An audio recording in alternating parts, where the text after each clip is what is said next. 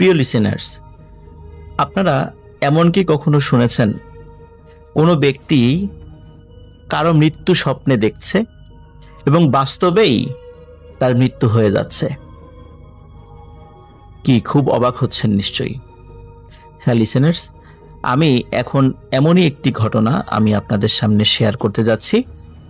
ঘটনাটি যার সঙ্গে ঘটছে তার নাম হচ্ছে আল আমিন। আল আমিনের বাড়ি নড়াইল জেলার লোহাগাড়া উপজেলার লাহুরিয়া ইউনিয়নে। বর্তমানে সে ফরিদপুরের জোবাইদা করিম জুট মিলসে কর্মরত। ঘটনাটি ঘটা যখন শুরু করে তার আগের একটি ঘটনা রয়েছে। বেসিক্যালি সেই ঘটনার পর থেকে নিয়ে আল আমিন এই ধরনের অদ্ভুত স্বপ্ন দেখছে এবং সেটা বাস্তবায়িত হচ্ছে। সেই অদ্ভুত ঘটনাটি আপনাদের সামনে শুরুতে বলতে চাই। সময় ছিল 2014 সাল। আল আমিন তখন ছিল এসএসসি পরীক্ষার্থী।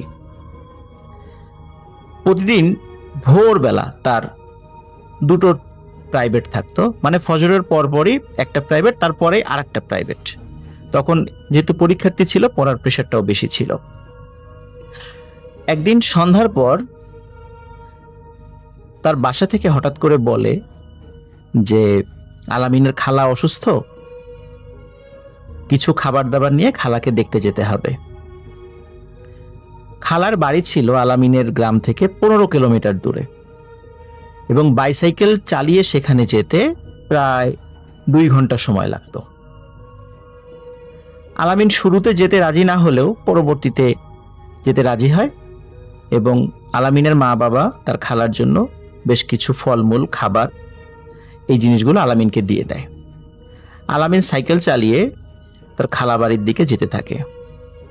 এখানে একটা বিষয় বলে রাখা ভালো, তার খালা বাড়ি যেতে পথে বেশ কয়েকটা ভয়ানক প্লেস পড়ে, যেমন বিশাল একটি বিল, একটি শ্মশান, বট গাছ, তাল গাছ, কবরস্থান, এরকম বেশ কিছু জায়গা পড়ে। আল আমিন স্বাভাবিকভাবেই সাইকেল চালিয়ে এই সমস্ত জায়গা পার হয়ে সে তার খালা বাড়িতে চলে যায়। কোথাও কোনো সমস্যা হয়নি। খালা বাড়িতে যাবার পর খালা বাড়ির লোকেরা তাকে খুব রিকোয়েস্ট করে রাত থেকে যেতে, কিন্তু আল আমিন বলে যেহেতু তার পরীক্ষা নিকটে এবং পরদিন ভোরবেলা তার প্রাইভেট রয়েছে, এই জন্য সে কিছুতেই থাকতে পারবে না। যেহেতু তার লেখাপড়ার এক্সকিউজ সে দিয়েছিল, এই কারণে তার খালাবাড়ির লোকরাও তাকে কোনো বাধা দেয়নি। আল আমিন যেহেতু চলেই যাবে, তখন খালাবাড়ির লোকেরা তখন তার জন্য, মানে তার পরিবারের লোকদের জন্য রান্না করা খাবার, মাছ, মাংস এবং স্পেশালি একটি মাঝারি আকৃতির মুরগির বাচ্চা, তাজা মুরগির বাচ্চা দিয়ে দেয়, যাতে করে বাড়িতে নিয়ে এটা জবাই করে খেতে পারে। তো আল আমিন এই জিনিসগুলো ব্যাগে করে নিয়ে রওনা দেয়। ওই মুরগির বাচ্চাটা ব্যাগের মধ্যে এমনভাবে রেখেছে যাতে করে কোনোভাবেই এটি চাকার সাথে টাচ না করে, এবং এই ব্যাগগুলো আল আমিন সাইকেলের পেছনে না রেখেছিল সামনের হ্যান্ডেলের সাথে। আর মুরগির বাচ্চাটা খুব সতর্কভাবে রেখেছিল, কোনোভাবেই যেন চাকার সাথে টাচ না করে এবং আঘাত না খায়। আল আমিন সাইকেল নিয়ে খালাবাড়ি থেকে বিদায় নিয়ে চলে যেতে থাকে। শুরুতেই বলেছি দূরত্ব কিন্তু 15 কিলোমিটার, প্রায় 2 ঘন্টা সময় লাগে যেতে। আল আমিন সাইকেল নিয়ে যাওয়া শুরু করে। যেতে যেতে একটি মাঠের কাছে সে চলে আসে। মাঠের কাছে যখন সে চলে আসে, তখন এখানে এসে রাস্তা 2 দিকে চলে গেছে। তখন আল আমিন চিন্তা করে যে এই 2 দিকের রাস্তা একটি শর্টকাট রাস্তা আর একটা দীর্ঘ রাস্তা, যেই দীর্ঘ রাস্তা দিয়ে সে সন্ধ্যার পরে বাইসাইকেল চালিয়ে এসেছে। আল আমিন চিন্তা করে এত দূর সাইকেল চালিয়ে এসেছে, আমি শর্টকাট রাস্তাতেই যাওয়া ভালো। ওইখানে শর্টকাট রাস্তাতে যাওয়ার সময় একটা বাজার পড়ে, নাম হলো সত্র বাজার। সত্র বাজার থেকে বাজার হয়ে আল আমিন যেতে থাকে। যেতে যেতে সে একটি আরেকটা গ্রামের কাছে সে চলে আসে। এই গ্রামটা ছিল হিন্দু পাড়া, মানে সেখানে প্রায় সবাই হিন্দু পরিবার বসবাস করে। আর এই দিক দিয়ে যেহেতু যাচ্ছে, সে চিন্তা করছে যে এই দিক দিয়ে যাওয়ার পথে কিন্তু আর একটা শ্মশান পড়ে, কবরস্থানও আছে। এখন আলামিন যেটা ভাবছে সেটা হচ্ছে যে যেহেতু অন্য রাস্তা দিয়ে যেতে গেলেও একই সমস্যা ফেস করব, আর এদিক দিয়ে যেহেতু মানুষদের বাসাবাড়ি আছে, পরিচিত বাসাবাড়িও পাওয়া যাবে, কোনো সমস্যা আপদ বিপদ হলে তাদের হেল্প নেওয়া যাবে, এই জন্য আলামিন এই শর্টকাট রাস্তাটা বেছে নেয়। আলামিন ওই হিন্দু পাড়ার মধ্য দিয়ে সাইকেল নিয়ে যেতে যেতে যেতে যেতে হঠাৎ একটা জায়গায় একটা লম্বা তাল গাছ দেখতে পায়। আলামিন এইটা খেয়াল করে যে তাল গাছের পাশ দিয়ে একজন মহিলা, চুল খোলা এবং তার ওড়নাটা মাটিতে গড়াগড়ি খাচ্ছে, সে সোজা রাস্তার পাশ দিয়ে হেঁটে বিলের মধ্যে নেমে গেল। আলামিন এটা দেখে প্রথমে খুব ভয় পায় যে কি ব্যাপার, সে কি ঠিক দেখলো না ভুল দেখলো। তখন আলামিন চিন্তা করেছে সে ভুলও দেখতে পারে। এই কথা চিন্তা করে আলামিন আবার সাইকেল চালানো শুরু করে। সাইকেল চালাতে চালাতে যখন সাইকেল একটি ব্রিজের কাছে উঠবে উঠবে ভাব, তখন হঠাৎ করে ব্যাগের মধ্যে থাকা মুরগির বাচ্চাটি প্রচন্ড শব্দে আর্তনাদ করে ওঠে। আলামিন চিন্তা করে কি ব্যাপার, হঠাৎ করে মুরগির বাচ্চা এভাবে শব্দ করলো কেন। আলামিন সাইকেল থামায়, সাইকেল থামিয়ে মুরগির বাচ্চা যেই ব্যাগে রেখেছিল সেই ব্যাগটি খোলে, কিন্তু খুলেই আলামিন হতভম্ব হয়ে যায়। মনে হচ্ছে ওই মুরগির বাচ্চার কেউ ঘাড় ভেঙে এমন ভাবে ভেঙেছে যে ফিনকি দিয়ে রক্ত বের হচ্ছে। আলামিন চিন্তা করে কোনোভাবে হয়তো বা সাইকেলের সামনের চাকার মধ্যে ব্যাগটা চলে গেলেও যেতে পারে, যার ফলে মুরগির বাচ্চাটির মাথা হয়তো বা সাইকেলের মধ্যে ঢুকে গেছে, চাকার মধ্যে ঢুকে গেছে, যার ফলে এই দুর্ঘটনা ঘটেছে। কিন্তু আলামিন এই প্রশ্নের কোনো উত্তর পায় না যে সে যেভাবে ব্যাগটি রেখেছিল কোনোভাবেই মুরগির বাচ্চা সাইকেলের চাকার মধ্যে যাওয়ার কথা নয়, কিন্তু এটা কিভাবে ঘটলো। আলামিন চিন্তা করে হয়তো বা যাই হোক কোনো ভুলের কারণে চলেও যেতে পারে, যেহেতু গ্রামের মেঠো পথ, রাস্তার এবড়ো থেবড়ো রাস্তা, রাস্তায় ঝাঁকি লেগে ব্যাগ এলোমেলো হয়ে সাইকেলের চাকার মধ্যে ঢুকে যেতে পারে। আলামিন ব্যাগের মধ্য থেকে মুরগির বাচ্চাটি বের করে ওই ব্রিজের নিচে ফেলে দেয় এবং আবার সে সাইকেল চালানো শুরু করে। সাইকেল চালাতে চালাতে হঠাৎ করে একটি বটগাছ আলামিন দেখতে পায়। এই বটগাছ কেন্দ্রিক অনেক গল্প সে শুনেছে। বটগাছের নিচে আলামিন একজন মানুষকে দেখতে পায়। দেখে সে একজন পাগল, এবং এই পাগলকে সে আগে কখনো দেখেনি। বড় বড় চুল, খালি গা, পরনে ছোট্ট একটি পোশাক। আলামিনকে দেখে বলে, এই আলামিন দাঁড়া। আলামিন খুব অবাক হয়, কি ব্যাপার, তার নাম ধরে তাকে দাঁড়াতে বলছে। আলামিন দাঁড়ায়। আলামিন দাঁড়ানোর পরে ওই পাগলটি বলছে যে তুই যেদিক দিয়ে যাচ্ছিস ওদিক দিয়ে যাওয়ার দরকার নাই। পাগল আরেকটি রাস্তা দেখিয়ে দেয়। যে রাস্তাটি দেখিয়ে দেয় ওই রাস্তাটি একটি বাজারের দিকে গিয়েছে, বাজারটির নাম হচ্ছে বাতাসি বাজার।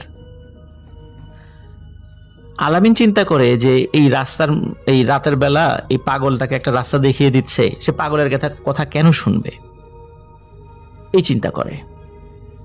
এই চিন্তা করে সে পাগলের কথা শোনে না। কথা না শুনে সে যেই পথ দিয়ে যাচ্ছিল সেদিকে যাওয়া শুরু করে। আলামিন সাইকেল নিয়ে যাচ্ছে, যেতে যেতে হঠাৎ করে আলামিনের যে সমস্যা আলামিন ফেস করে সেটা হচ্ছে সাইকেলের চেন পড়ে যাওয়া শুরু করে। ঘন ঘন সাইকেলের চেন পড়ে যাচ্ছে এবং সে বারবার সাইকেলের চেন উঠাচ্ছে। খুবই বিরক্তিকর একটি বিষয়। কিন্তু আলামিন বুঝতে পারছে না যে কি ব্যাপার, কি হলো, এতটা পথ পাড়ি দিয়ে আসলাম, কোনো সমস্যা হলো না। এই পাগল বলল যে একটা পথে যেতে, ওদিকে না গিয়ে আমার পছন্দ মতো পথ দিয়ে আগাচ্ছে, তো হঠাৎ করে সাইকেলের চেন পড়ছে।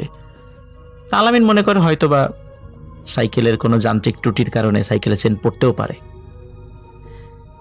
সে বারবার চেন উঠাচ্ছে আর সাইকেল চালাচ্ছে, কিন্তু সে খুব বিরক্ত হয়ে যাচ্ছে যে এইভাবে তো আর কতক্ষণ সে এইভাবে সাইকেল নিয়ে মানে চালাতে পারবে, কারণ এতবার চেন পড়লে আসলে সাইকেল চালানো সম্ভব নয়। আর তখনও তার গন্তব্য থেকে দূরত্ব ছিল 3 থেকে 4 কিলোমিটার। সে চিন্তা করছে 3 থেকে 4 কিলোমিটার তো সাইকেল ঠেলে ঠেলে নিয়ে যাওয়া কঠিন। তারপরও সে চেষ্টা করছে আর কি যতদূর সম্ভব চালিয়ে যাওয়ার জন্য। আলামিন সাইকেল এভাবে চালাতে চালাতে একটি কবরস্থানের কাছে চলে আসে। যখনই কবরস্থানের কাছে চলে আসে, আলামিন বিকট একটি গন্ধ পায়, মনে হচ্ছে পচা লাশের গন্ধ। আলামিন একটা বিষয়ে চিন্তা করে যে লাশের গন্ধটা কোথা থেকে আসছে। চিন্তা করে হয়তোবা কোনো ভাঙা কবর থেকে এটা আসতেই পারে, যেহেতু পাশেই কবরস্থান। কিন্তু আলামিন খেয়াল করে না, এই গন্ধটি কবরস্থান থেকে আসছে না, এটি আসছে সামনের দিক থেকে, মানে রাস্তা থেকে।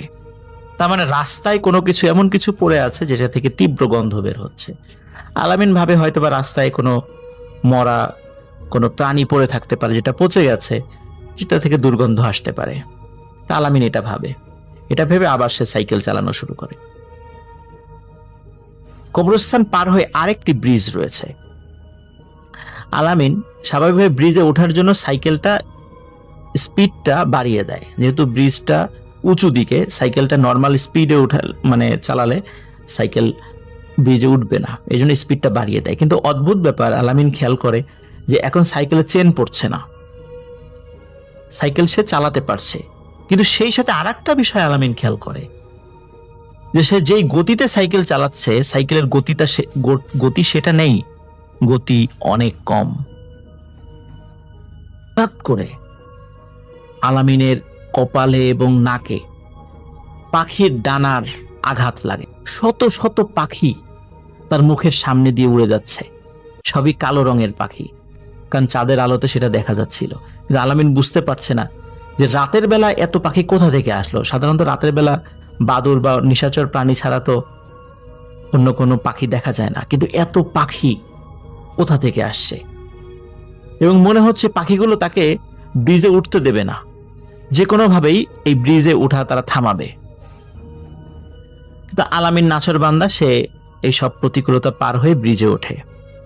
কিন্তু ব্রিজে ওঠার পর সে একটা অদ্ভুত বিষয় খেয়াল করে। সে দেখে একটি মহিলা, তার হাতে সাদা কোনো কিছু একটা, মনে হচ্ছে যে অনেকদিন পানির নিচে থাকার ফলে কোনো মানুষ যাদের শরীরে কোনো লোম নাই, তারা যেমন পানির নিচে কয়েকদিন থাকার পরে সাদা ফ্যাকাশে হয়ে যায়, ওরকম ছোট্ট ফ্যাকাশে কিছু একটা।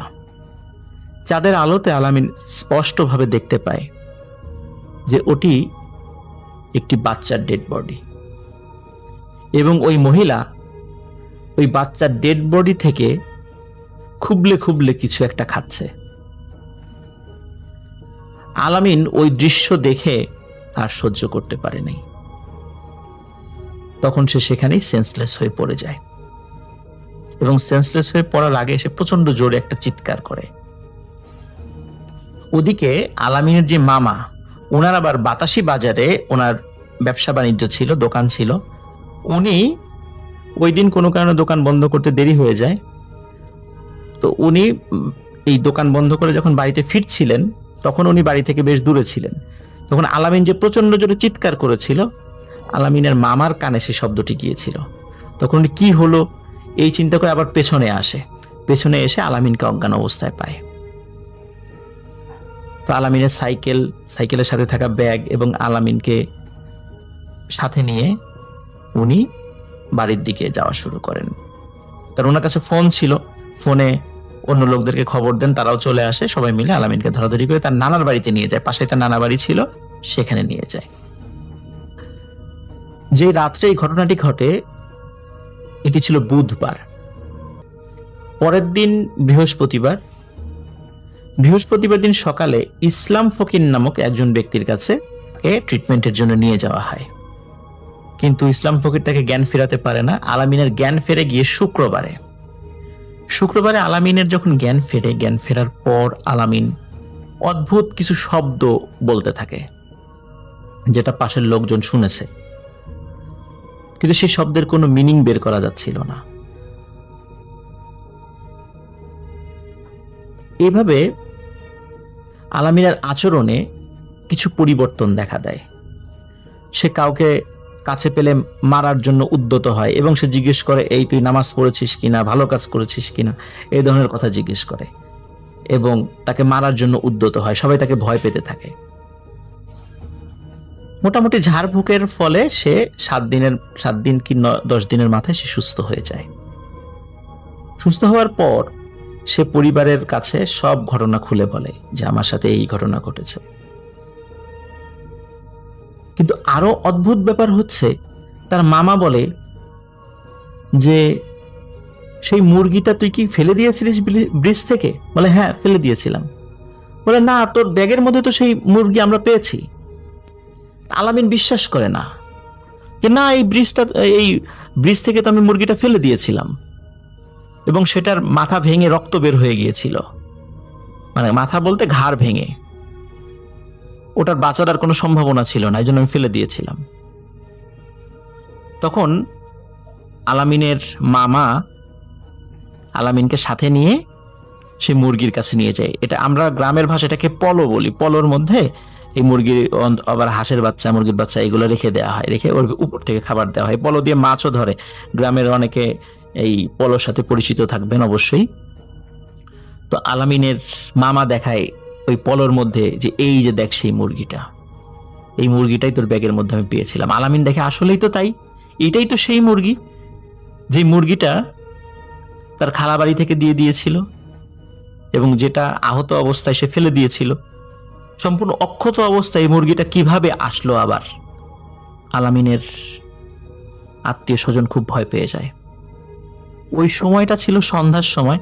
সাথে সাথে ওই মুরগিটা পলো থেকে ছেড়ে দেওয়া হয় এবং মুরগিটা দৌড় দিয়ে জঙ্গলের মধ্যে মিলিয়ে যায়। পাশে ঝোপঝাড় ছিল, সেখানে মিলিয়ে যায় এবং ওই মুরগিটা পরবর্তীতে আর কেউ কখনো দেখেনি। যাই হোক, এরপর থেকে আলামিন অদ্ভুত কিছু স্বপ্ন দেখতে থাকে। সেই স্বপ্নে সে দেখে তার আত্মীয় স্বজন, একদম নিকট আত্মীয় স্বজন মারা যাচ্ছে। প্রথমে দেখে তার মামিকে, তার মামির মৃত্যু সে স্বপ্নে দেখে। যে রাত্রে স্বপ্নে দেখেছে তার পরের দিনই মামির মৃত্যুর খবর তারা পায়। এরপর তার আপন নানার মৃত্যুর স্বপ্ন আলামিন দেখে এবং সত্যি তার পরের দিন তার আপন নানারও মৃত্যু হয়ে যায়। এভাবে সে মামি, কাকা, মাওই, নানা, এরকম তার অসংখ্য আত্মীয় স্বজনের মৃত্যু স্বপ্নে দেখতে থাকে এবং সত্যি সত্যি স্বপ্ন দেখার পর তাদের মৃত্যু হয়। সে যে শুধু আত্মীয় স্বজনের মৃত্যু দেখেছে তা কিন্তু নয়, সে পাড়া প্রতিবেশী অনেকেরই এই মৃত্যুর স্বপ্ন দেখেছে এবং সেটা বাস্তবায়িত হয়েছে। প্রিয় লিসেনার্স, আপনারা একটি মর্মান্তিক দুর্ঘটনার কথা অনেকেই স্মরণ করতে পারবেন। এই কিছু মাস আগে মে মাসে মাওয়ায় ভয়াবহ স্পিড বোট দুর্ঘটনা ঘটে এবং সেই দুর্ঘটনায় 26 জনের মৃতদেহ উদ্ধার করা হয়। এই দুর্ঘটনা যেদিন ঘটে তার আগের রাত্রে আলামিন স্বপ্ন দেখে তার মামাতো বোন, তার নাম হচ্ছে রজনী, এই রজনীর হাজবেন্ড সে নৌকা ডুবে মারা গেছে। পরের দিন সে সকালে রজনীর কাছে ফোন করে, তোমরা সবাই ঠিকঠাক আছো? ভাই ঠিক আছে? বলে হ্যাঁ ঠিক আছে। বলে যে সে তো ঢাকা আছে, ঢাকা থেকে আজকে ফেরার কথা, মানে বাড়িতে আসবে। ঘণ্টাখানেকের মধ্যে একটি দুঃসংবাদ সবাই পায়। মাওয়ায় ভয়াবহ স্পিডবোট দুর্ঘটনায় 26 জন মানুষ মারা যায় তার মধ্যে তার মামাতো বোন রজনীর হাজবেন্ডও ছিল। ঘটনাটা ঘটে 1967 থেকে 70 সনের দিকে আমার দাদার সাথে।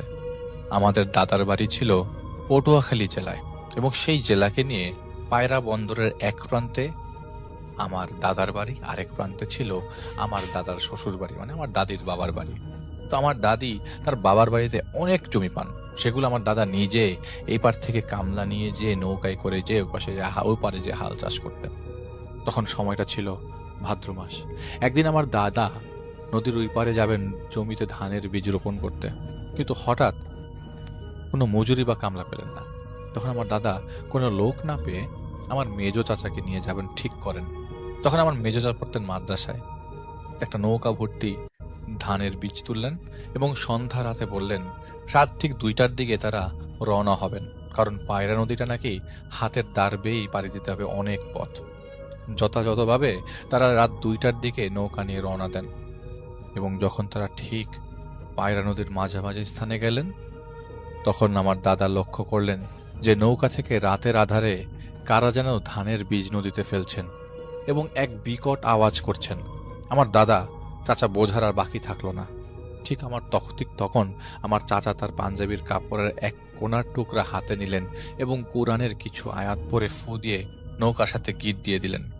এর কিছুক্ষণ পর 2জন সাদা পাঞ্জাবি পরা হুজুর আসেন এবং করুণ কণ্ঠে বললেন, হুজুর, আমরা ভুল করেছি, বুঝতে পারিনি, আপনাদের ধোঁকা দেওয়ার চেষ্টা করেছিলাম, ভুল হয়ে গেছে, মাফ করে দেন। আমার চাচা বললেন, যে অপরাধ করেছেন এর বিচার আমি বোতলে ঢুকিয়ে করব। এরপরে ওই লোক দুটা বলে, আপনারা বা যা বলবেন তাই করব, যেই শাস্তি দিবেন মাথা পেতে নেব, দয়া করে বোতলে ঢোকাবেন না। এমন সময় আমার দাদা বললেন, একটা সুযোগ দিতে পারি, ধানের বীজগুলো ভোর হওয়ার আগেই জমিতে রোপণ করে দাও, তাহলে তোমাদের আমরা ছেড়ে দেব, নাহলে অযথায় কোনো ধরনের তর্ক করব না।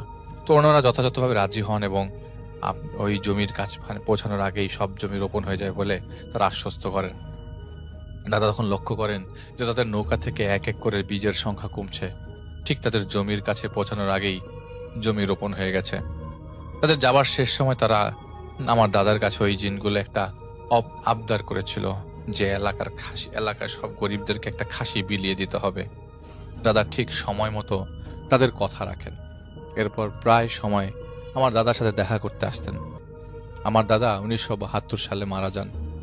এরপর এই ঘটনাটা আমার ওই চাচার কাছ থেকেই আমরা শুনেছি।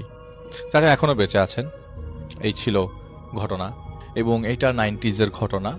তো সেইবার রমজান মাস চলছে এবং মসজিদের ইতেকাফে রেফায়েত ভাই ইতেকাফে থাকা অবস্থায় তিনি তেমন কথা বলেন না, অ্যাকচুয়ালি কেউই কথা বলেন না। ইবাদত সারাক্ষণ তিনি করতেন। 10 দিন, শেষের 10 দিন, নাজাতের 10 দিন তিনি প্রায় সময় মসজিদে কাটাতেন। তো বাড়ি থেকে খাবার পাঠালে সে খাবার তিনি নিয়ে রাখতেন, এবং এতটুকুই। আর হঠাৎ করে তিনি লক্ষ্য করলেন যে এক বাসা থেকে না পুরা ইতেকাফে থাকা অবস্থায় যে কয়জন লোক ছিল প্লাস ওই মুহূর্তে মসজিদের জামাত ছিল, সবার জন্য খাবার পাঠিয়েছে। তো সবাই খেয়ে দিয়ে সেদিন ঘুমিয়ে যায়।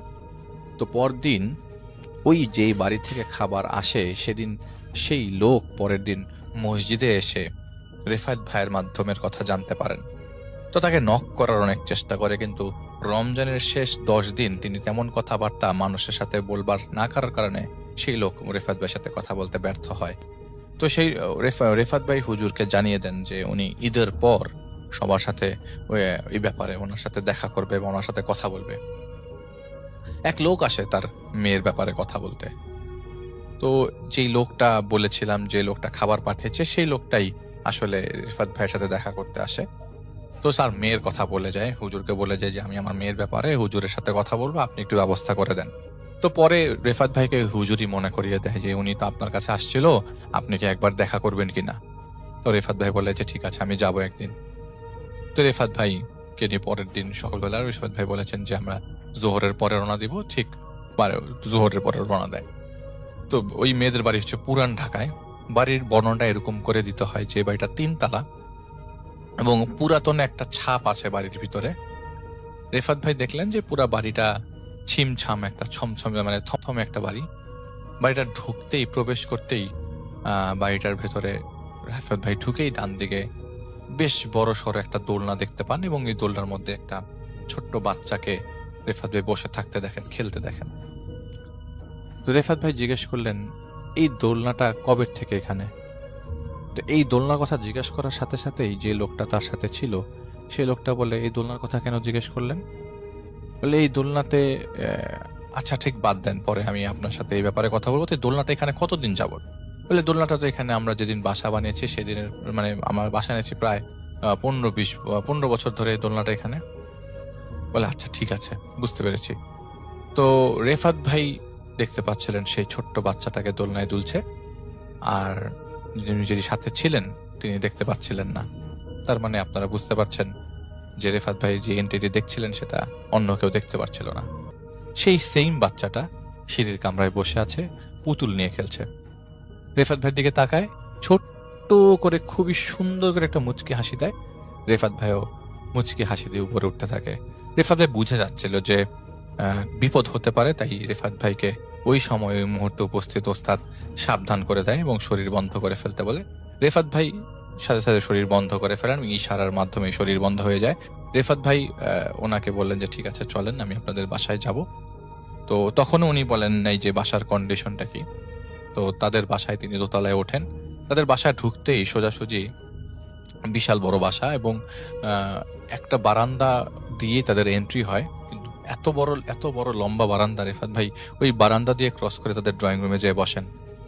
বসতেই তিনি বলেন যে আমার ওই লোকটা বলছিলেন যে আমার আসলে স্ত্রীর অবস্থাটা খুবই খারাপ, কয়েকদিন আগে সাডেনলি স্ট্রোক করেছে। স্ট্রোক করার পর ডান পাশটা অবশ হয়ে যায়। আসলে চারিপাশে খুবই টেনশনের মধ্যে আছি। আমার মেয়েটার অবস্থাটা খুবই খারাপ। আমার মেয়েটা দিনের বেলা ভালো থাকে, রাতের বেলা অসুস্থ হয়ে যায়। কিভাবে আমরা ডিসক্রাইব করবো সেটা জানি না। তবে আপনি কি একবার আমাদের বাসাটা ঘুরে দেখবেন? আমরা যদি বাসার মধ্যে, উনি বলছিলেন যে আমরা যদি বাসার মধ্যে হাঁটা চলাফেরা করি, সারাক্ষণ পাখির কিচিরমিচির শব্দ শুনতে থাকি, রাতের বেলা পেঁচার শব্দ শুনতে থাকি, কিন্তু এই ধরনের কোনো পাখি বা পেঁচা এখানে থাকার প্রশ্নই আসে না। হ্যাঁ, কবুতর আমাদের বাড়ির কার্নিশে, জানালার উপরের কার্নিশে কিছু কবুতরের বাসা আছে, কিন্তু কবুতরের শব্দ তো আমরা সবাই চিনি। কিন্তু এইখানে পাখির কিচিরমিচির শব্দ, রাত 1টা 12টা 1টার দিকে আমাদের রুম থেকে কাকের শব্দ আসে, কাক ডাকার শব্দ। তো উনি রেফাত ভাই ওনার কথা তেমন গুরুত্ব দিচ্ছিলেন না। রেফাত ভাই দেখলেন যে নিচের সেই বাচ্চাটা তাদের বাথরুমের দরজার সামনে বসে আছে এবং দরজার সামনে বসে চুপ করে খেলছে। একটা বাচ্চা যার বয়স হায়েস্ট 2 বছর হবে। তো রেফাত ভাই বলেন, আপনার মেয়ের রুম কোনটা? তো রেফাত ভাই ভেতরে ঢুকে মেয়েটার সাথে দেখা করে। মেয়েটাকে দেখে রেফাত ভাই সালাম দেয়। সালাম দিলে মেয়েটা রেফাত ভাইয়ের দিকে তাকায়, একটা হাসি দেয় এবং ওয়ালাইকুম আসসালাম বলে আবার মেয়েটা মাথা নিচু করে। রোদ পোহাচ্ছিল ওই মুহূর্তে, ওই রোদ পোহাচ্ছিল, হালকা রোদ পড়ছিল সেই জায়গায়, সেটার সামনে বসেছিল। তো রেফাত ভাই সেই রুম থেকে বেরিয়ে আসে। তখন ওই লোককে জিজ্ঞেস করে, ভাই এবার বলেন, ঘটনা বলেন, আমি আসলে ঘটনা শুনবো, তার পরবর্তী সময় স্টেপ নিব। তো রেফাত ভাইকে উনি বলেন, আমার মেয়েটার বয়স তো আপনি দেখতেই পাচ্ছেন, মেয়েটার বিয়ের কথাবার্তা চলছিল, মেয়েটার পড়াশোনা করে নাই, তো আমরা চিন্তা করি মেয়েটার বিয়ে দিয়ে দিব। মেয়েটাকে কয়েকটা ছেলে দেখাচ্ছিলাম, তো এই ঘটনাটা প্রায় 1 বছর যাবত তার মেয়ের সাথে ঘটছিল। তো তিনি বলেন যে মেয়েটাকে প্রায় সময় ছেলে দেখাতাম, প্রথম না করতো। তো আমরা প্রথম না করার কারণে ভাবছিলাম যে মেয়ের কি কোনো পছন্দ আছে কিনা, কিন্তু মেয়েটা কখনো মন খুলে কিছু বলেনি যে তার পছন্দ আছে। আমরা দেখাচ্ছিলাম, ভাবছিলাম হয়তো পছন্দ হচ্ছে না কিছু একটা। শেষ যে ছেলেটাকে আমরা দেখালাম সেটা মনে হয় 7টা না 8 নম্বর ছেলে। মানে এর মধ্যে আগে অনেকগুলো ছেলে দেখেছে, কিন্তু মেয়েটা কিছুতেই সামনে যেয়ে নাকি বসছিল না। আর সামনে যে একজনের সামনে বসেছে, ওর সামনেই বমি করে দিয়েছে, যার ফলে পরবর্তী সময় সেখানে কোনো ধরনের কথাবার্তা হয়নি। কয়েকদিন আগে, মাস 2-1 আগে, মেয়েটা যেদিন তার ওই ছেলে দেখতে আসে, লোকজন আসে তাদের বাসায়, যেদিন আসবে সেদিন দুপুরবেলা দাওয়াত ছিল। তো দুপুরবেলা আসার পর মেয়েটা যে রুমে ছিল, রুমের থেকে কয়েকজন মহিলা ছিল সেই রুমে, তাদেরকে বের করে দিয়ে সে স্যাভলনের টিউব দিয়ে তার হাত পা কেটে ফেলে। সেই হাত পা থেকে কাটা রক্তগুলো সে নিজের থেকে নিজেই চুষতে থাকে এবং ওই রক্ত বন্ধ হচ্ছিল না। সে তখনকার স্যাভলনের টিউবগুলো ছিল স্টিলের, মানে মেটালের তৈরি। তো সেটা কাটার পরে ধারালো জিনিস ছিল, সে তার গলার মধ্যে পোঁচ দিলে সেই মুহূর্তে তাকে হাসপাতালে নিয়ে যাওয়ার ব্যবস্থা করতে হয়। সেদিন ছেলেদের ফ্যামিলির লোকজন খুব ভয় পেয়ে যায়, কারণ মেয়েটা ওই মুহূর্তের আচরণ খুব খারাপ অবস্থার দিকে চলে যায়। হাসপাতালে নেওয়ার পর সকালবেলা মেয়েটা ঠিক হয়। মেয়েটা ঠিক হওয়ার পর মেয়েটাকে জিজ্ঞেস করা হয় যে বাবা তুমি কি হয়েছে, এরকম সমস্যা কেন? তো তখন মেয়েটা বলে যে আমি বহুদিন যাবৎ স্বপ্ন দেখছি। স্বপ্ন দেখার সময় আমার কাছে কে জানি ফিস ফিস করে অনেক কথা বলতো। তো বুঝাই যাচ্ছে যে এটা একটা সিজোফ্রেনিয়ার কেস, কিন্তু মেয়েটার স্বপ্নে যা দেখতো তা অকল্পনীয়। মেয়েটা প্রায় সময় স্বপ্নে দেখতো যে প্রথম দিন তিনি যখন প্রথম স্বপ্ন দেখার দিন রাতের বেলা যখন তার ঘুম ভাঙে, তিনি উপলব্ধি করতে পারছিলেন নাকি তার রুমের মধ্যে একজন দাঁড়িয়ে আছে এবং তার সাথে একটা বাচ্চা কোলে। এটা তিনি ওই দিন থেকে দেখা শুরু করেন। 1 বছরের মধ্যে একদম শুরুর দিকে যখন প্রথম তিনি অসুস্থ বোধ করতেন নিজের সাথে নিজেই। তো সেই মহিলার, এই আপুটার নাম হচ্ছে মার্জিয়া। তো সেই আপুটার যখন বিয়ের কথাবার্তা চলছিল, তো তখন এরকম অবস্থা ছিল যে তিনি স্বপ্নে যেদিন দেখেন, প্রথম দিন স্বপ্নে দেখেন যে তিনি বারান্দায় বসে আছেন। বারান্দায় মাটিতে বসে হাঁটু উঁচু করে তিনি প্লেটের মধ্যে থেকে কিছু একটা জিনিস খাচ্ছেন। তো সেটা ভাত ছিল না, সেটা ছিল ম্যাগট। ম্যাগট বলতে লাশ পচে গেলে যে পোকাটা উঠে, সেটা সেনে তিনি প্লেটের মধ্যে খাচ্ছিল। আর সেটার খাওয়ার কারণে তার মুখ থেকে অনেক রক্ত পড়ছিল এবং এই রক্তটা তার সারা শরীর বেয়ে পড়ছে। এটা তার প্রথম দিনের স্বপ্ন ছিল। পরের দিন যখন তার মাকে তিনি বিষয়টা জানান যে আমি পোকা খেতে দেখেছি, তার মা তেমন একটা গুরুত্ব দেয়নি। এর পরবর্তী সময়ে সে প্রায় সময় এরকম বাসার মধ্যে কাউকে না কাউকে ফিল করত, আর জানালার মধ্যে তার সাথে একটা ছোট বাচ্চা দেখা করতে আসতো। সে প্রায় সময় বলতো যে গতকালকে রাত্রে বাচ্চাটা আসছিল, ওর সাথে আমি অনেকক্ষণ খেলেছি। একদিন তার বাবা এই জিনিসটা বিশ্বাস করতে না পেরে রুমের মধ্যে রাত্রে 2টার দিকে যায় যে তার মেয়ে কি করছে দেখার জন্য।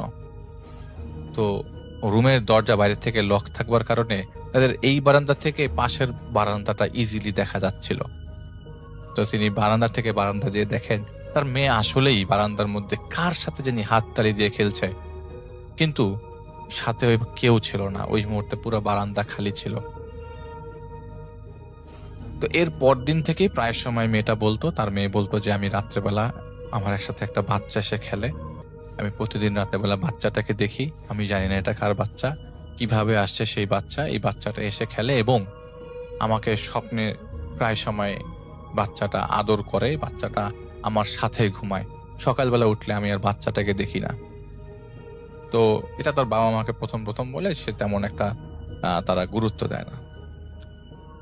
এই বিয়ের কথাবার্তা চলার 5-6 মাস আগের থেকে তিনি একটা জিনিস শুরু করেন। এটা হচ্ছে সন্ধ্যার পর থেকেই তার অবস্থা খারাপ হতে থাকে। আগে যা একটু হচ্ছিল, পরবর্তী সময় আস্তে আস্তে সেটা আরো ঘনীভূত হয়, আরো গাঢ় হয়ে যায়। সেই আপুটা করতো হচ্ছে লিপস্টিক পুরা দেয়ালের মধ্যে একটা ছবি আঁকতো, অবয়বের ছবি আঁকতো, দেয়ালের মধ্যে একটা ছোট বাচ্চার ছবি আঁকতো, একটা মহিলা একটা বাচ্চা কোলে নিয়ে আছে সেটার ছবি আঁকতো, আয়নার মধ্যে তাকিয়ে একা একা হাসতো, আয়নার মধ্যে লিপস্টিক দিয়ে আয়নায় ছবি আঁকতো, দেয়ালের মধ্যে আঁকতো, আর সকালবেলা বসে বসে কাঁদতো এবং তার মাকে বলতো সবাইকে যে কি কি দেখেছেন জানাতো। সে জানাতো, কিন্তু সবাই প্রথম বিশ্বাস করে নেই এবং সেটা তারা মনে করেছে নাটক করতেছে, মনে হয় যে বিয়ে দেওয়ার কথাবার্তা বলতেছে, যেন আমাদেরকে ভয় দেখাচ্ছে বা সামথিং। যখন সে আস্তে আস্তে নিজের ক্ষতি নিজেই করা শুরু করলো, তখনই সবার মাথায় টনক নড়ে। এই বিয়েটার আগেই যখন আরো একটা পাত্র দেখাচ্ছিল, তার আগের দিন রাতের বেলা তিনি ওড়না পেঁচিয়ে দেয় বাসার সিলিং এ ফ্যানের সাথে। সেই সিলিং ফ্যান নিয়ে তিনি পড়ে যান এবং ঘাড়ে বেশ আঘাত পান এবং বেশ আঘাত পাওয়ার পর প্রায় 1 মাসের মতো হাসপাতালে, বাংলা ভাষায় রেস্ট নিয়েছিলেন তিনি। এবং এই মেয়েটা প্রায় সময়, এই মার্জিয়া আপু প্রায় সময় স্বপ্নের মধ্যে এই জিনিসগুলো দেখতেন এবং যেটার কারণে পরবর্তী দিনগুলোতে তার ডিপ্রেশনে ম্যাক্সিমাম টাইমে ভুগতেন এবং বলতেন যে আমার কানের মধ্যে কে জানি কথা বলছে, আমি এটা করব না, এবং নিজে যে জিনিসটা বলতেন সেই জিনিসটা করার লাগতো তার। সেদিন প্রচন্ড বৃষ্টি হচ্ছিল। তার বাবা রাতের বেলা ঘুম ভাঙে বৃষ্টির শব্দে। ঘুম ভাঙার পর বাথরুম থেকে ব্যাক করার পরে তার বাবা দেখলো যে তার মেয়ের দরজাটা খোলা। তো ড্রয়িং রুম পেরিয়ে সেই মেয়ের দরজাটাকে তিনি পেয়ে যান। তো দরজার সামনে আসতেই দেখেন যে তার মেয়ে তার রুমের মধ্যে নাই। বারান্দার মধ্যে মেয়েটা একটা দা দিয়ে মাটির উপরে কোপাচ্ছে, জোরে মাটির উপরে কোপাচ্ছে। এটা দেখার পর সে জোরে চিৎকার দেয়। চিৎকার দেওয়ার পর তার মেয়ের দিকে তাকায়।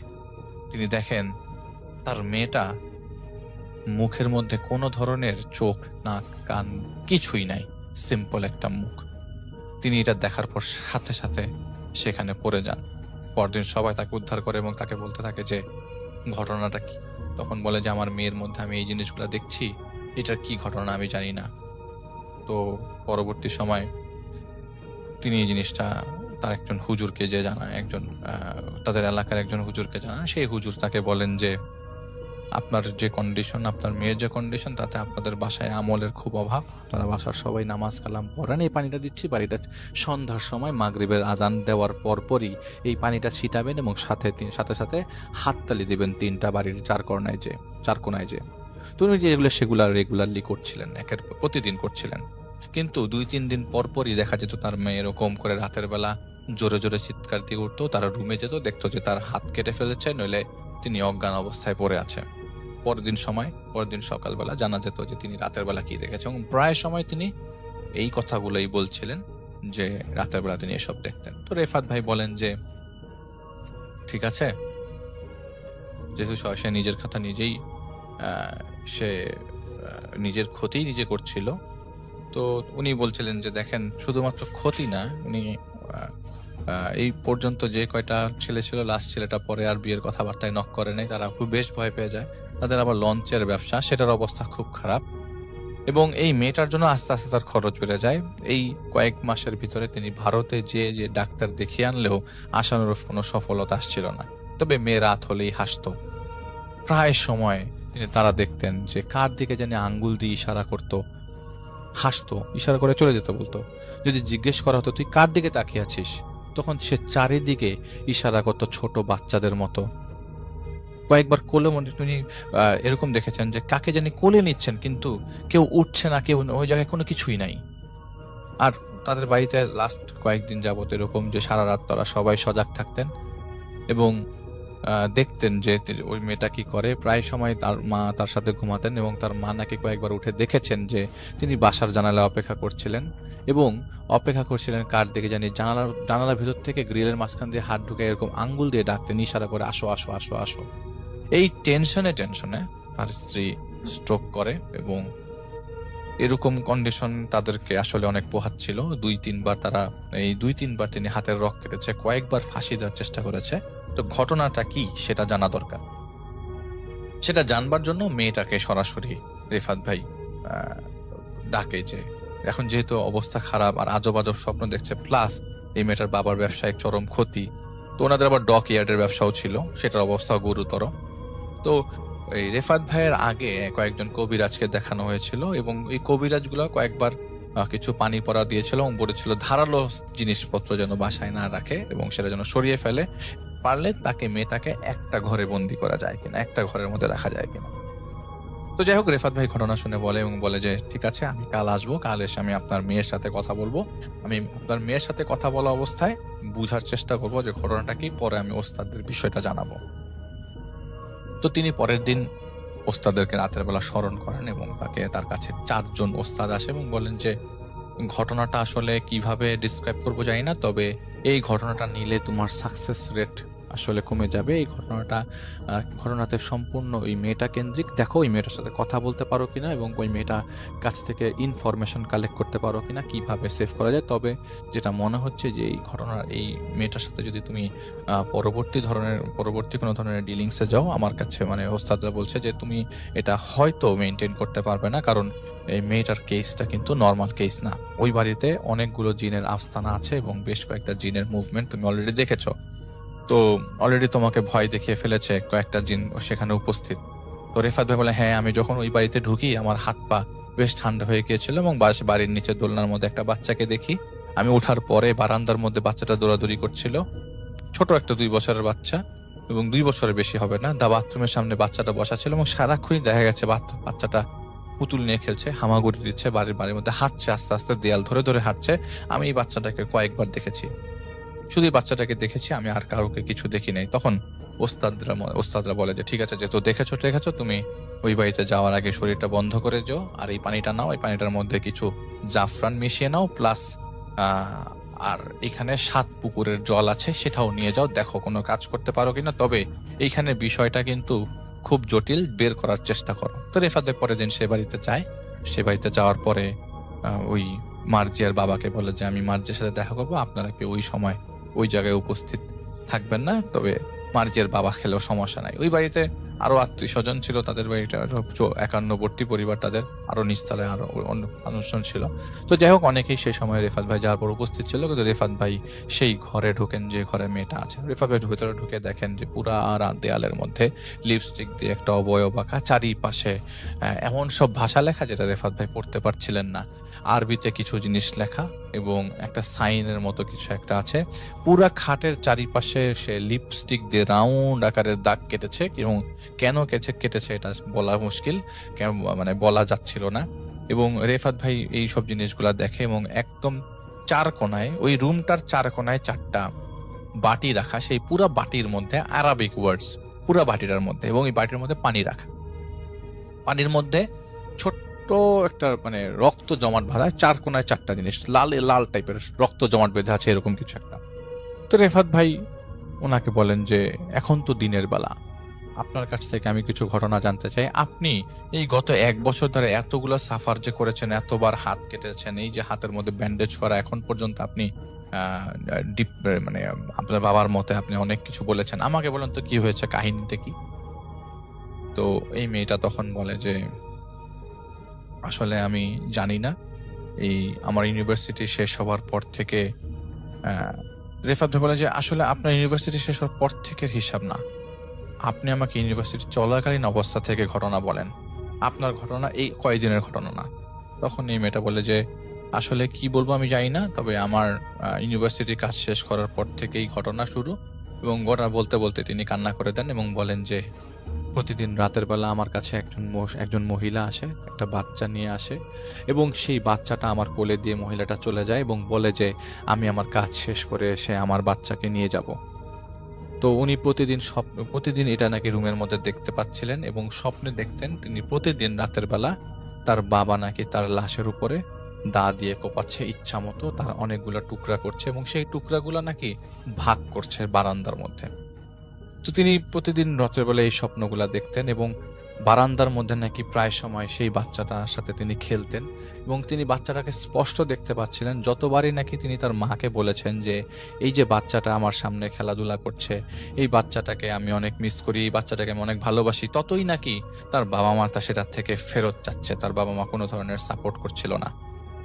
আসলে কিছু কিছু ঘটনা অনেক সময় অনেকটা ক্লিয়ার করে দেয় যে আসলে আপনি ঘটনাতে কি বুঝতে যাচ্ছেন বা কিছু একটা। মেয়েটা প্রতিদিনই চেষ্টা করতো নিজেকে নর্মাল রাখার, কিন্তু তিনি নর্মাল রাখতে পারতেন না, এবং তার নাকি সন্ধ্যার পর থেকে মনেও থাকতো না তিনি আসলে আদৌ কি করছিলেন সারা রাত। পরের দিন সকালবেলা তার কাছে মনে হচ্ছে যে তার হুঁশ আসছে। এটা তিনি বলেন যে আসলে আমি জানি না আমি কি করেছি, আমার বাবা মা ভালো বলতে পারে। তবে আমি দেখি যে বারান্দার মধ্যে একটা বাচ্চা আমার সাথে দেখা করতে আসে, এবং এই বাচ্চাটার সাথে আমি প্রায় সময় খেলাধুলা করি, বাচ্চাটা আমার খাটে শোয়, বাচ্চাটা আমার সাথে ঘুমায়, এবং এই বাচ্চাটাকে আমি অনেক ভালোবাসি। তখন রেফাত ভাই বলেন যে আমি আপনার কথার মধ্যে আরো কিছু গ্যাপ দেখতে পাচ্ছি, এখন কি সেই গ্যাপটা কি আপনি আমাকে বলবেন, তাহলে আমি জিনিসটা আমার কাজ করতে আরো সুবিধা হয়। তখন মেয়েটা বলে আপনি একটু আয়নার দিকে তাকান। তো রেফাত ভাই সাথে সাথে তার রুমের সেই আলমিরাতে থাকে অ্যাটাচড আয়নার দিকে তাকায়। আয়নাতে তাকালে রেফাত ভাই দেখেন কয়েকজন মানুষ, একটা মহিলা, একটা বাচ্চা কোলে, সবাই আয়নার মধ্যে হাসছে। রুমের মধ্যে কিন্তু রেফাত ভাই আর সেই মহিলাটাই মার্জিয়াই ছিল, এবং ঘটনার প্রেক্ষিতে একজন পুরুষ মানুষকে রেফাত ভাই পরিষ্কার দেখতে পাচ্ছিলেন, এবং ওই পুরুষ মানুষটা অস্বাভাবিকভাবে জিভ বের করেছিল। তো মেয়েটা বলে আপনি কি দেখতে পাচ্ছেন কাউকে? আমি আয়নাতে গেলে অনেক কিছু দেখতে পাই। রেফাত ভাই বললেন যে 1 মিনিট, এবং তিনি আয়নার মধ্যে একটা সূরা পরে ফু দেন, এবং সাথে সাথে সব ভ্যানিশ হয়ে যায়। তখন রেফাত ভাই বলে আপনি আসেন তো, দেখেন তো আয়নায় কিছু দেখতে পাচ্ছেন কিনা। বলে না, আমি তো কিছু দেখতে পাচ্ছি না, তবে এই আয়না তো আমাকে সারাক্ষণ দেখায়, আমি আয়নার মধ্যে সারাক্ষণ মানুষ দেখি। আমাকে এই দেখেন আয়নার মধ্যে আপনি একজন লোক দেখেছিলেন না, জিভ বের করে রেখেছে, সে প্রতিদিন আমার বারান্দায় আসে আমার সাথে দেখা করতে। তাহলে আপনি আমাকে বলেন যে এটার সলিউশন কি? আমি বাঁচতে চাই, আমি মরে যেতে চাই না। আমি অনেকবার সুইসাইড অ্যাটেম্প্ট নিয়েছি। এই সুইসাইড অ্যাটেম্প্টটা আমি রাতের বেলা নেই, যখন রাতের বেলা আমি নিজেও জানি না আমি কি করছি। রেফাত ভাই মেয়েটার মাথায় হাত রাখে। মাথায় হাত রাখতেই দেখা যায় মাথার মাঝখানে অল্প একটু ফাঁকা। কেউ একজন হয়তো মেয়েটার মাথা থেকে চুল নিয়ে গেছে। পরবর্তী সময় মেয়েটা আমাকে বলে, মানে মেয়েটা রেফাত ভাইকে বলে যে, দেখেন, আমি আপনাকে একটা সত্য বলতে যাচ্ছি, আমি জানি না আপনি কিভাবে নেবেন। ইউনিভার্সিটি লাইফের কথা যেহেতু আপনি বলেছেন যে আমার লাইফে এই জিনিসটা আরো আগের থেকে, হ্যাঁ আমি ফেস করছি, অনেক আগে ফেস করছি, গত 1 বছর যাবত জিনিসটা আমার মাথার মধ্যে ছিল। আমি জানি না আপনি কিভাবে নেবেন। হতে পারে সেটা আমার একটা ভুল ধারণা, তবে আমি একটা মহাপাপ করেছি, সেই পাপের প্রায়শ্চিত্ত হয়তো বা আমাকে এখন করতে হচ্ছে। রেফাত ভাই বলেন, কিসের পাপের প্রায়শ্চিত্ত? ওই মুহূর্তে এটা শুনতে শুনতেই রেফাত ভাই দেখেন দরজার ভেতর থেকে একটা ছোট্ট বাচ্চা আসে, ভেদ করে আসে। সেই ছোট্ট বাচ্চাটা মেয়েটার সালোয়ার কামিজ ধরে টানছিল।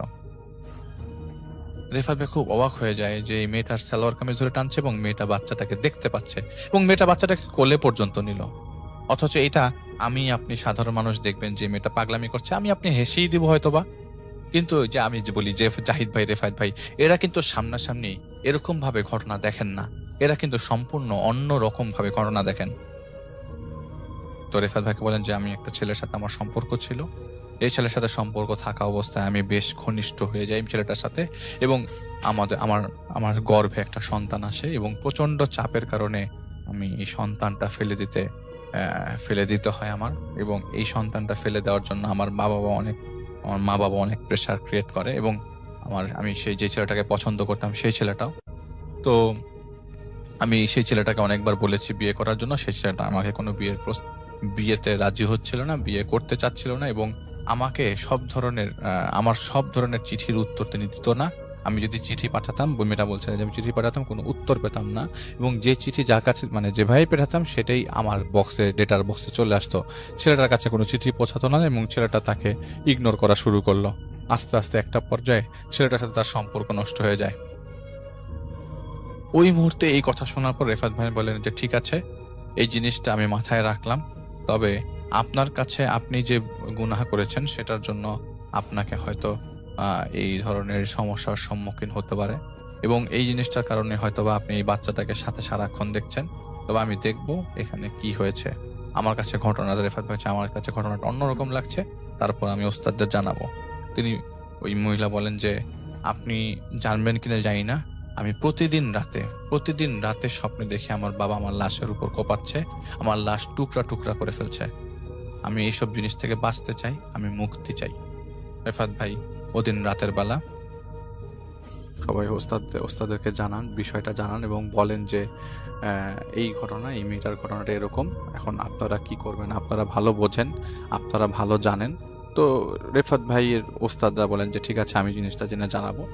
রেফাত ভাই চলে যান সেই বাড়িতে এবং সেই বাড়িতে যাওয়ার পর রেফাত ভাই সেখানে পাঠানো একজন জিনের সাথে কথাবার্তা, রেফাত ভাইয়ের জিনরা কথাবার্তা বলেন। পরের দিন সকালবেলা রেফাত ভাইয়ের কাছে ওস্তাদরা এসে বলেন যে এইটা সেই জিন, যেই জিন রেফাত ভাইয়ের ওই মেয়েটার মার্জিয়ার যে পুরাতন প্রেমিক, নতুন বিয়ে হওয়ার কারণে এই পুরাতন প্রেমিক বিয়ের দেখার কারণে পুরাতন প্রেমিক চেয়েছে যে আমি যেহেতু ওকে বিয়ে করতে পারি না, কাউকে বিয়ে করতে দিব না, এরকম কিছু একটার কারণে সে একটা জায়গায় একটা তান্ত্রিকের মাধ্যমে একটা জিন পাঠায়, যে জিন প্রতিনিয়ত তাকে সেই ছোট বাচ্চা দিয়ে ভয় দেখাচ্ছিল এবং এই ছেলেটা বারবার বলছিল যে ওদের যে এই ঝামেলার কথা ওর বাবাকে বলে দিবে, সবাইকে বলে দিবে, মানুষজনকে বলে দিবে। এই জিনিসগুলোর কারণে মেয়েটা একটা পর্যায়ে খুব মানসিকভাবে ডিপ্রেসড হয়ে যায় এবং এই ডিপ্রেশনের একমাত্র কারণ ছিল স্বপ্নে এইসব জিনিসগুলো দেখানো এবং এইসব জিনিসগুলো সেই শয়তানটাই দেখাচ্ছিল, শয়তান জিনটাই দেখাচ্ছিল। পরবর্তী সময়ে সেই শয়তান জিনের সাথে রেফাত ভাইয়ের ওস্তাদরা কথা বলেন এবং কথা বলার পরে সেই শয়তান জিনের সাথে মিউচুয়াল আন্ডারস্ট্যান্ডিং এর মাধ্যমে তাদেরকে দূরে সরায় ফেলা হয়।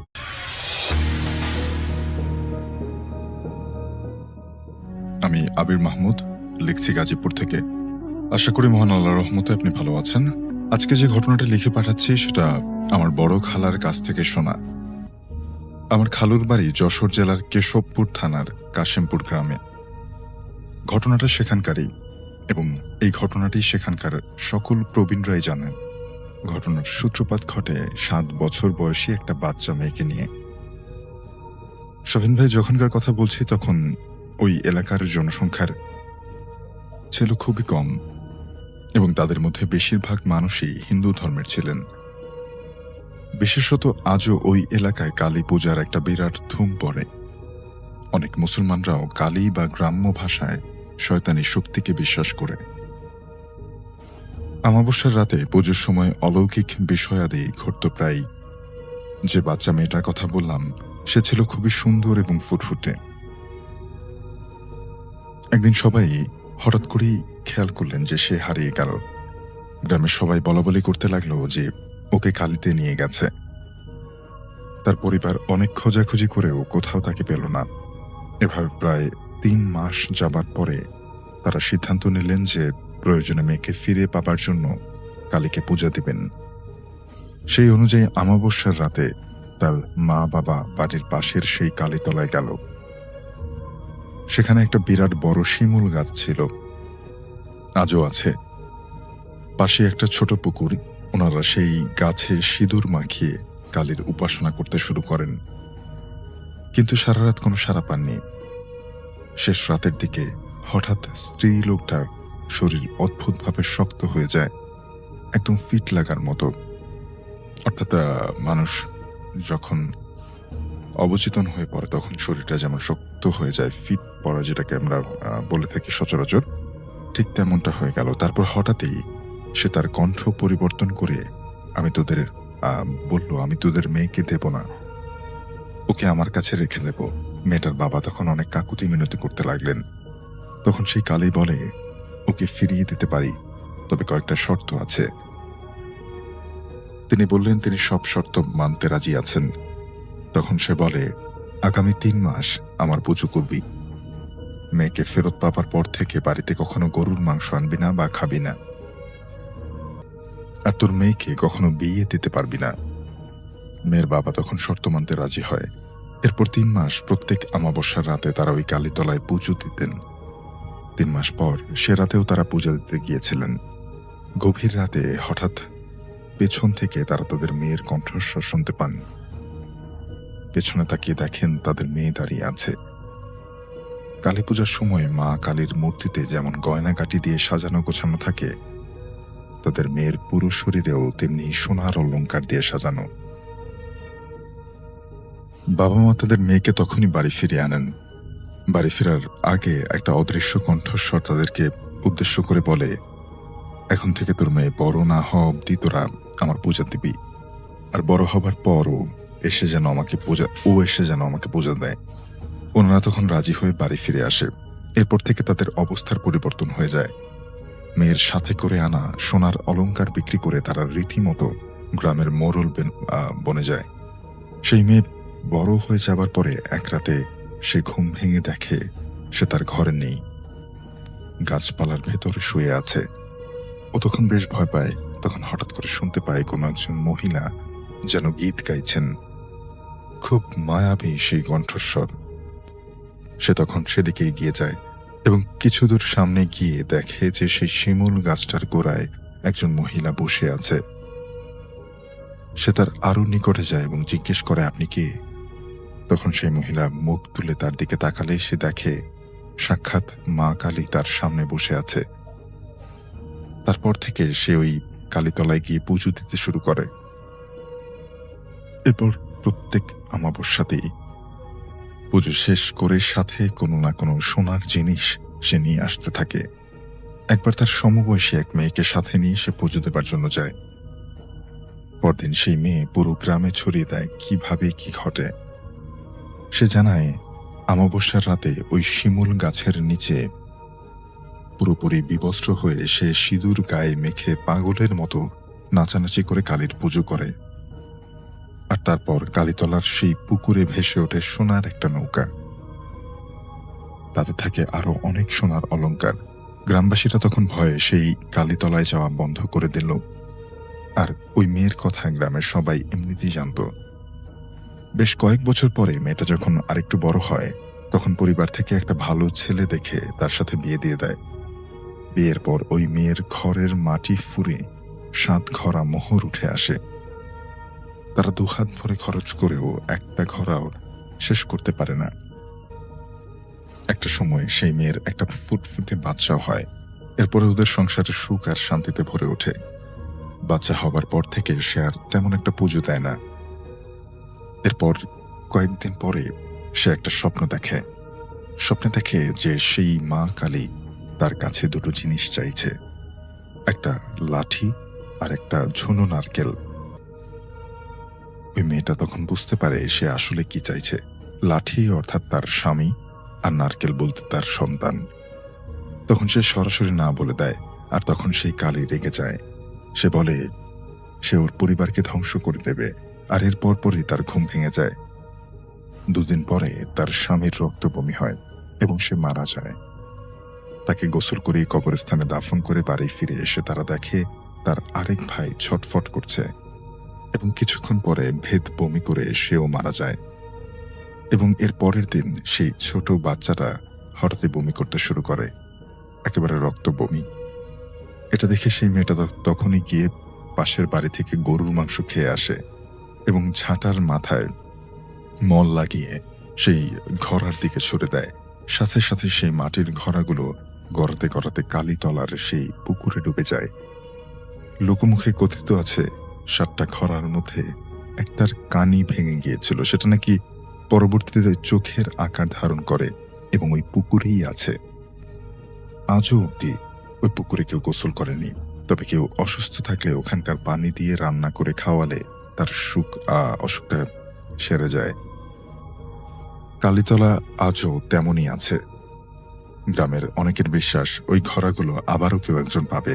এই জন্য মাঝে মাঝে অমাবস্যার রাতে সেই মাটির ঘরাগুলো গ্রামের ভেতরে গড়াগড়ি করে। অনেক মানুষ নিজ চোখে দেখেছেন এই ঘটনা। প্রিয় লিসেনার্স, এই মুহূর্তে যে স্টোরিটি আমি আপনাদের সাথে শেয়ার করতে যাচ্ছি, এই স্টোরিটি আমাকে পাঠিয়েছেন শহীদুজ্জামান, যার বাড়ি পিরোজপুর জেলার কাউখালী থানার রঘুনাথপুর গ্রামে। এবং যে ঘটনাটি আমি বলবো, এই ঘটনাটিও এই রঘুনাথপুর গ্রামেরই ঘটনা। ঘটনাটি বেশ অদ্ভুত, এই জন্য এই ঘটনাটির নাম তিনি দিয়েছেন অলৌকিক নিদর্শন। এবং সত্যি একটি অদ্ভুত ঘটনা। আপনারা ঘটনাটি যখন শুনবেন তখন ফিল করবেন। সাধারণত ভৌতিক ঘটনাগুলো রাতের বেলা ঘটে, কিন্তু এখন যে স্টোরিটি আমি আপনাদের সাথে শেয়ার করতে যাচ্ছি, যেটি শহীদুজ্জামান আমাকে পাঠিয়েছেন, এটি কিন্তু দিনের বেলার ঘটনা। খুব অদ্ভুত, তাই না? আসলেই অদ্ভুত। তো কথা না বাড়িয়ে ঘটনাতে চলে যাই। ঘটনাটি যিনি শহীদুজ্জামানকে বলেছেন তার নাম হচ্ছে সমীর আলী দাদা। তো সমীর আলী দাদা তখনও জন্ম নেননি, আর এই ঘটনাটি ঘটেছিল সমীর আলী দাদার চাচার সাথে। চাচার নাম ছিল চান মিয়া, ডাক নাম চানু। গ্রামের সবাই তাকে চানু বলেই ডাকতেন। ঘটনাটির সময়কাল 1920 সালের দিকে, বহু আগের ঘটনা। এই চানু এবং মনা দুইজন, তারা সবসময় একত্রে মাছ ধরত। এনারা দিনের বেলাতেই মাছ ধরতেন।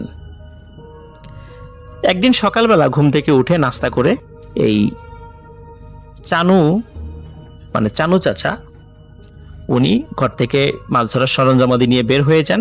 ওনার বাড়িতে গিয়ে মনাকে সাথে নিয়ে মাছ ধরার উদ্দেশ্যে নদীর ঘাটে চলে যান। নদীর ঘাটে তখন দেখেন, যখন তিনি গিয়েছেন তখন একটি অদ্ভুত বিষয় লক্ষ্য করেন। তিনি দেখেন ঘাটে শুধু তাদের নৌকাটাই রয়েছে, আর কোনো নৌকা নেই। উনি চিন্তা করেন কি ব্যাপার, একটা নৌকাও নেই। আরো একটা বিষয় লক্ষ্য করেন, ঘাটে একটা মানুষও নেই, এমনকি আকাশ দিয়ে একটা পাখিও উড়ে যাচ্ছে না, কুকুর বিড়াল কিচ্ছু দেখা যাচ্ছে না। কোনো একটা জীবন্ত প্রাণীর অস্তিত্ব তিনি দেখতে পাচ্ছেন না। তো এটি আসলে তার কাছে বেশ অস্বাভাবিক লাগে। তারপরেও ওনারা দুইজন ওনাদের নৌকায় উঠে যান, নৌকা নদীর মধ্যে নিয়ে যান এবং মাছ ধরা শুরু করেন। ওই নদীতে ইলিশ মাছ পাওয়া যেত। আর আজকের মতো এত বড় বড় জাল দিয়ে তখন ইলিশ মাছ ধরতে হতো না, তখন বেশ ছোট ছোট জালে ইলিশ মাছ ধরা পড়তো। ওনাদের একটি জাল ছিল, এই জালটার দুই পাশে বাঁশ ছিল, মাঝখানে জাল ছিল, ওইটা নদীর মধ্যে নামিয়ে দিত এবং ওইটা উঁচু করার পরে সেখানে মানে মাছ পাওয়া যেত। এখন অবশ্য এই ধরনের জাল খুব একটা দেখা যায় না, বা দেখা যায় না বললেই চলে। তো এভাবে ওনারা মাছ ধরা শুরু করেন এবং বেশ মাছ পান, এবং স্বাভাবিক থেকেও বেশ মাছ পান। ওনারা মাছ ধরছেন এবং একটা অদ্ভুত বিষয়, বিশেষ করে মনা যিনি, এই মনা এই চানু চাচাকে বলছে যে, চানু দেখ, নদীতে একটাও নৌকা নেই, সবাই মাছ ধরা কি ছেড়ে দিল, বা নৌকা নিয়ে কোন দিকে মাছ ধরতে গেল? চানু চাচা বলছে, ভালোই হয়েছে, কেউ নাই, আমরা একা একা মাছ ধরি, এই জন্য মনে হয় মাছ বেশি পাচ্ছি। তো ওনারা মাছ ধরছেন। এখন মাছ ধরার পরে ওনারা দেখলেন যে বেশ নৌকা প্রায় ভরে গেছে মাছে। তখন চিন্তা করলেন যে এখন তো ব্যাপারীদের কাছে বিক্রি করতে হবে। সাধারণত কি হতো, ব্যাপারীরা নৌকা থেকে মাছ কেনার জন্য ওই নৌকা নিয়ে নদীর মধ্যে ঘুরতো এবং বিভিন্ন নৌকা থেকে মাছ সংগ্রহ করত। ওনারা সকাল থেকে বিকাল পর্যন্ত মাছ ধরলেন, অথচ একটা ব্যাপারীর নৌকাও চোখে পড়লো না। কোনো মাঝির নৌকা তো নাই, ব্যাপারীর নৌকাও নাই। ওনারা অবাক হলেন যে এত মাছ নিয়ে এখন কি করব, কার কাছে বিক্রি করব? কোনো ব্যাপারী আসলো না, তাহলে তো বাজারে যেতে হবে। তখন চানু চাচা তিনি মনাকে বললেন যে, মনা তুই নৌকাটা পাহারা দে, আমি একটু বাড়ির থেকে আসি, বাড়ির থেকে ওর ভাবির সাথে দেখা করে আসি, একটু কথা বলে আসি, আর বাজারে যাবো এই মাছগুলা নিয়ে। তখন মনা বলল, ঠিক আছে, আমি অপেক্ষা করছি। তখন চানু চাচা উনি বাড়িতে যান। বাড়িতে গিয়ে ওনার স্ত্রীকে ডাকাডাকি করতে থাকেন। অদ্ভুত বিষয় যে চানু চাচার স্ত্রী কোনো সারা শব্দ দেয় না। ওনার যে সন্তানাদি ছিল তাদেরও কোনো সারা শব্দ নেই। উনি ঘরের মধ্যে ঢোকেন, ঘরের মধ্যে ঢোকার পর কাউকে দেখতে পান না। চিন্তা করেন যে ওনার স্ত্রী এবং ছেলেপেলে হয়তোবা বাইরে গেছে, ওনার স্ত্রী পাড়া প্রতিবেশীদের বাড়িতে গেছে, আর বাচ্চা কাচ্চা খেলতে গেছে, এইটাই চিন্তা করেছেন তিনি। তখন উনি যে কাজটি করেন যে পাড়া প্রতিবেশীর বাড়িতে যান, বিশেষ করে প্রতিবেশীর যে ঘরটা ছিল সেখানে গিয়ে ডাকাডাকি করেন। তিনি দেখেন যে প্রতিবেশীর ঘর দরজা খোলা, কিন্তু বাড়িতে কেউ নেই। অদ্ভুত বিষয়, কোথায় গেল সবাই? এবং উনি আরো একটা বিষয় লক্ষ্য করেন, ওই বাড়িতে বেশ কিছু মুরগি ছিল এবং মুরগির বাচ্চাও ছিল। ওই বাচ্চাগুলো ওই যে মা মুরগির সাথে ঘুরে ঘুরে বেড়াতো। একটা মুরগিকেও দেখা যাচ্ছে না, একটা গরু ছাগলকেও দেখা যাচ্ছে না। আর গেরস্ত বাড়িতে অনেকেই কুকুর বিড়াল পালে, সেগুলোকেও দেখা যাচ্ছে না। উনি চিন্তা করলেন, কি ব্যাপারে এত শুনশান নীরবতা কেন, কি হয়েছে? তো আবার নদীর ঘাটে চলে যান। নদীর ঘাটে গিয়ে দেখেন যে মনা বসে আছে নৌকার উপরে। তো মনাকে বলেন যে, কিরে মনা, একটা মানুষকেও পেলাম না, ঘটনা কি? মনা বলে, আসলেই তো তাই, আমরা দুজন একটা মানুষকেও সকাল থেকে দেখলাম না, মানুষ তো দূরের কথা, পশু পাখি কেউ দেখলাম না। তখন চানু চাচা বলেন যে, তাহলে একটা কাজ করি, চল নদীর ওই পাশে যাই, নদীর ওই পাশে যে গ্রাম আছে, গ্রামে গিয়ে সবাইকে বলি যে এইখানে এই ঘটনা ঘটছে, কাউকে দেখা যাচ্ছে না। বলে, ভালো কথা, চলো যাই। নদীটা আসলে খুব বেশি মানে চওড়া ছিল না, এপাশ থেকে ওপাশ যেতে খুব বেশি সময় লাগতো না। তারা নৌকা বেয়ে খুব দ্রুত ওই পাশের গ্রামে চলে যান।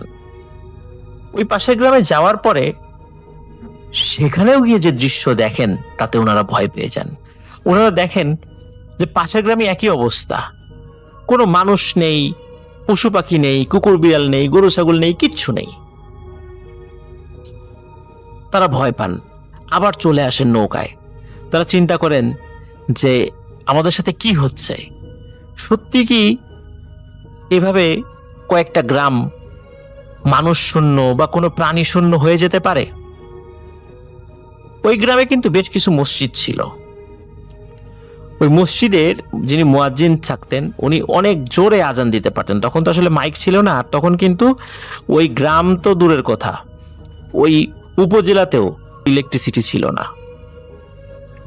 তখন ওনারা চিন্তা করেন যে দেখি আজানের শব্দ ভেসে আসে কিনা, অন্তত আজানের শব্দ ভেসে আসলে বোঝা যাবে যে মসজিদের মুয়াজ্জিন সাহেব আছেন, ওনারা অনেকক্ষণ ধরে অপেক্ষা করেন যে আজানের শব্দ আসে কিনা। এদিকে সন্ধ্যা ঘনিয়ে আসছে, সন্ধ্যা হয়ে যায়, কিন্তু আজানের শব্দ আর পাওয়া যায় না। এদিকে রাত নেমে এসেছে। এরপর ওনাদের আর কিচ্ছু মনে, ওনাদের ঘুম ভাঙে, জ্ঞান ফেরে। ঘুম ভাঙে বলাটা ঠিক হবে না, জ্ঞান ফেরে। জ্ঞান ফিরে দেখেন যে ওনারা নদীর পাশে পড়ে আছেন, ওনাদের হাত পা দড়ি দিয়ে বাঁধা, এবং সমস্ত মানে তাদের সারা শরীরে কাদামাটি লেগে আছে, এবং গ্রামের মানুষজন তাদেরকে ঘিরে ধরে মানে ঘিরে বসে আছে এবং অবাক দৃষ্টিতে তাদের দুইজনের দিকে তাকাচ্ছে। তখন যখন এই দৃশ্য তারাও মানে দেখেন যে মানুষজন তাদেরকে ঘিরে দাঁড়িয়ে আছে, তখন এই চানু চাচা এবং মনা দুইজন একে অন্যের দিকে তাকাতাকি করে যে কি ব্যাপার, আমাদের মানে এই অবস্থা কেন, আর সবাই আমাদেরকে দেখছে কেন। তখন গ্রামের মানুষদেরকে জিজ্ঞেস করে কি ব্যাপার, কি হয়েছে। তখন গ্রামের মানুষরা বলে, তোমরা 3 মাস নিখোঁজ ছিলা, তোমরা মাছ ধরতে যাওয়ার পরে 3 মাস তোমাদের কোনো হদিস নাই। কত খুঁজেছি আমরা, ধরে নিয়েছি তোমরা হারিয়ে গেছো বা মারা গেছো বা নৌকা ডুবে মারা গেছো, তোমার লাশও খোঁজার চেষ্টা করছি, তারপরও পাইনি। তোমরা 3 মাস কোথায় ছিলা, বা কে ধরে নিয়ে গিয়েছিল, এইভাবে হাত পা বেঁধে ফেলে রেখে গেছে। ওরা দুজনই, বিশেষ করে চানু চাচা এবং মনা, খুবই অবাক হয়। 3 মাস আমরা তো কিছুক্ষণ আগেও মাছ ধরছিলাম, তারপর আমাদের কিছু আর মনে নেই। দুজন একসাথে আমরা সেন্সলেস হয়ে যাই। প্রিয় লিসেনার্স, তারা কিন্তু হুজুরের মাধ্যমে, কবিরাজের মাধ্যমে কি হয়েছিল আসলে, তারা কোথায় ছিল, কে নিয়ে গিয়েছিল, তারা এটা জানার চেষ্টা করেছে, কিন্তু আজ পর্যন্ত এটার কোনো রহস্যের কুল কিনারা হয়নি। কি ঘটেছিল আসলে, কি একটি গ্রামে বা একাধিক গ্রামে এভাবে কেউই থাকবে না, একটা প্রাণীও থাকবে না, এটা কি সম্ভব? তারা 3 মাস কোথায় ছিল, কে নিয়ে গিয়েছিল, 3 মাস তারা কি খেয়েছে, কিচ্ছু বলতে পারে না। এটি ছিল ঘটনা।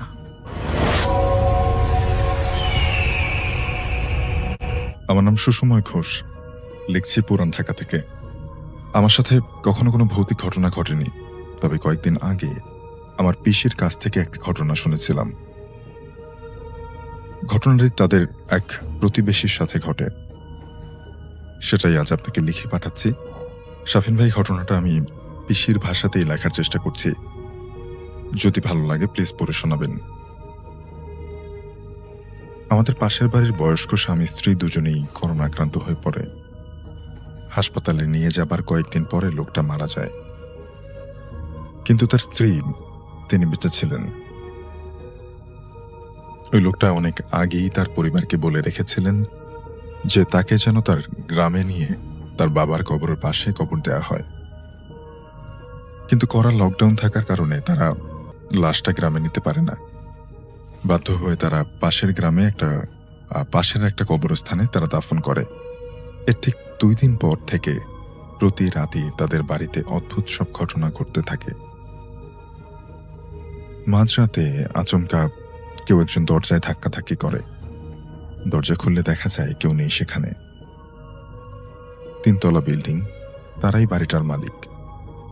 তারা থাকেন উপরের তলায়, আর নিচের 2টো ফ্লোর ভাড়াটিয়ারা থাকে।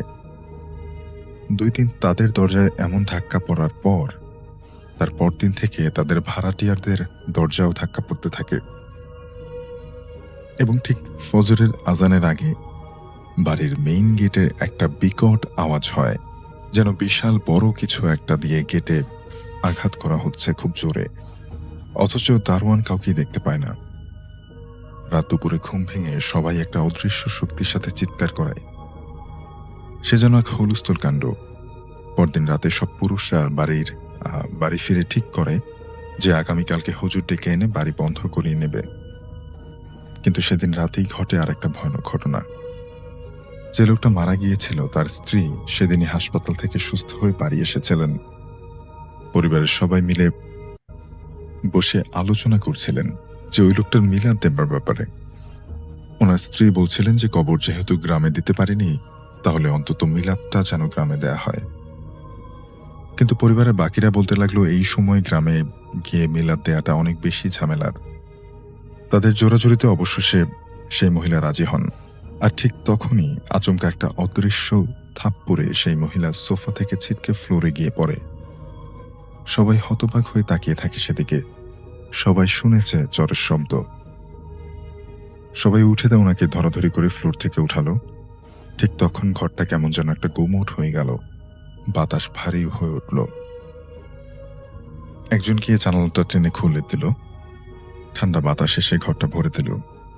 সবাই ঘরে চলে গেল। মহিলা বললেন উনি একটু পরে যাবেন। উনি বসে রইলেন একা একা।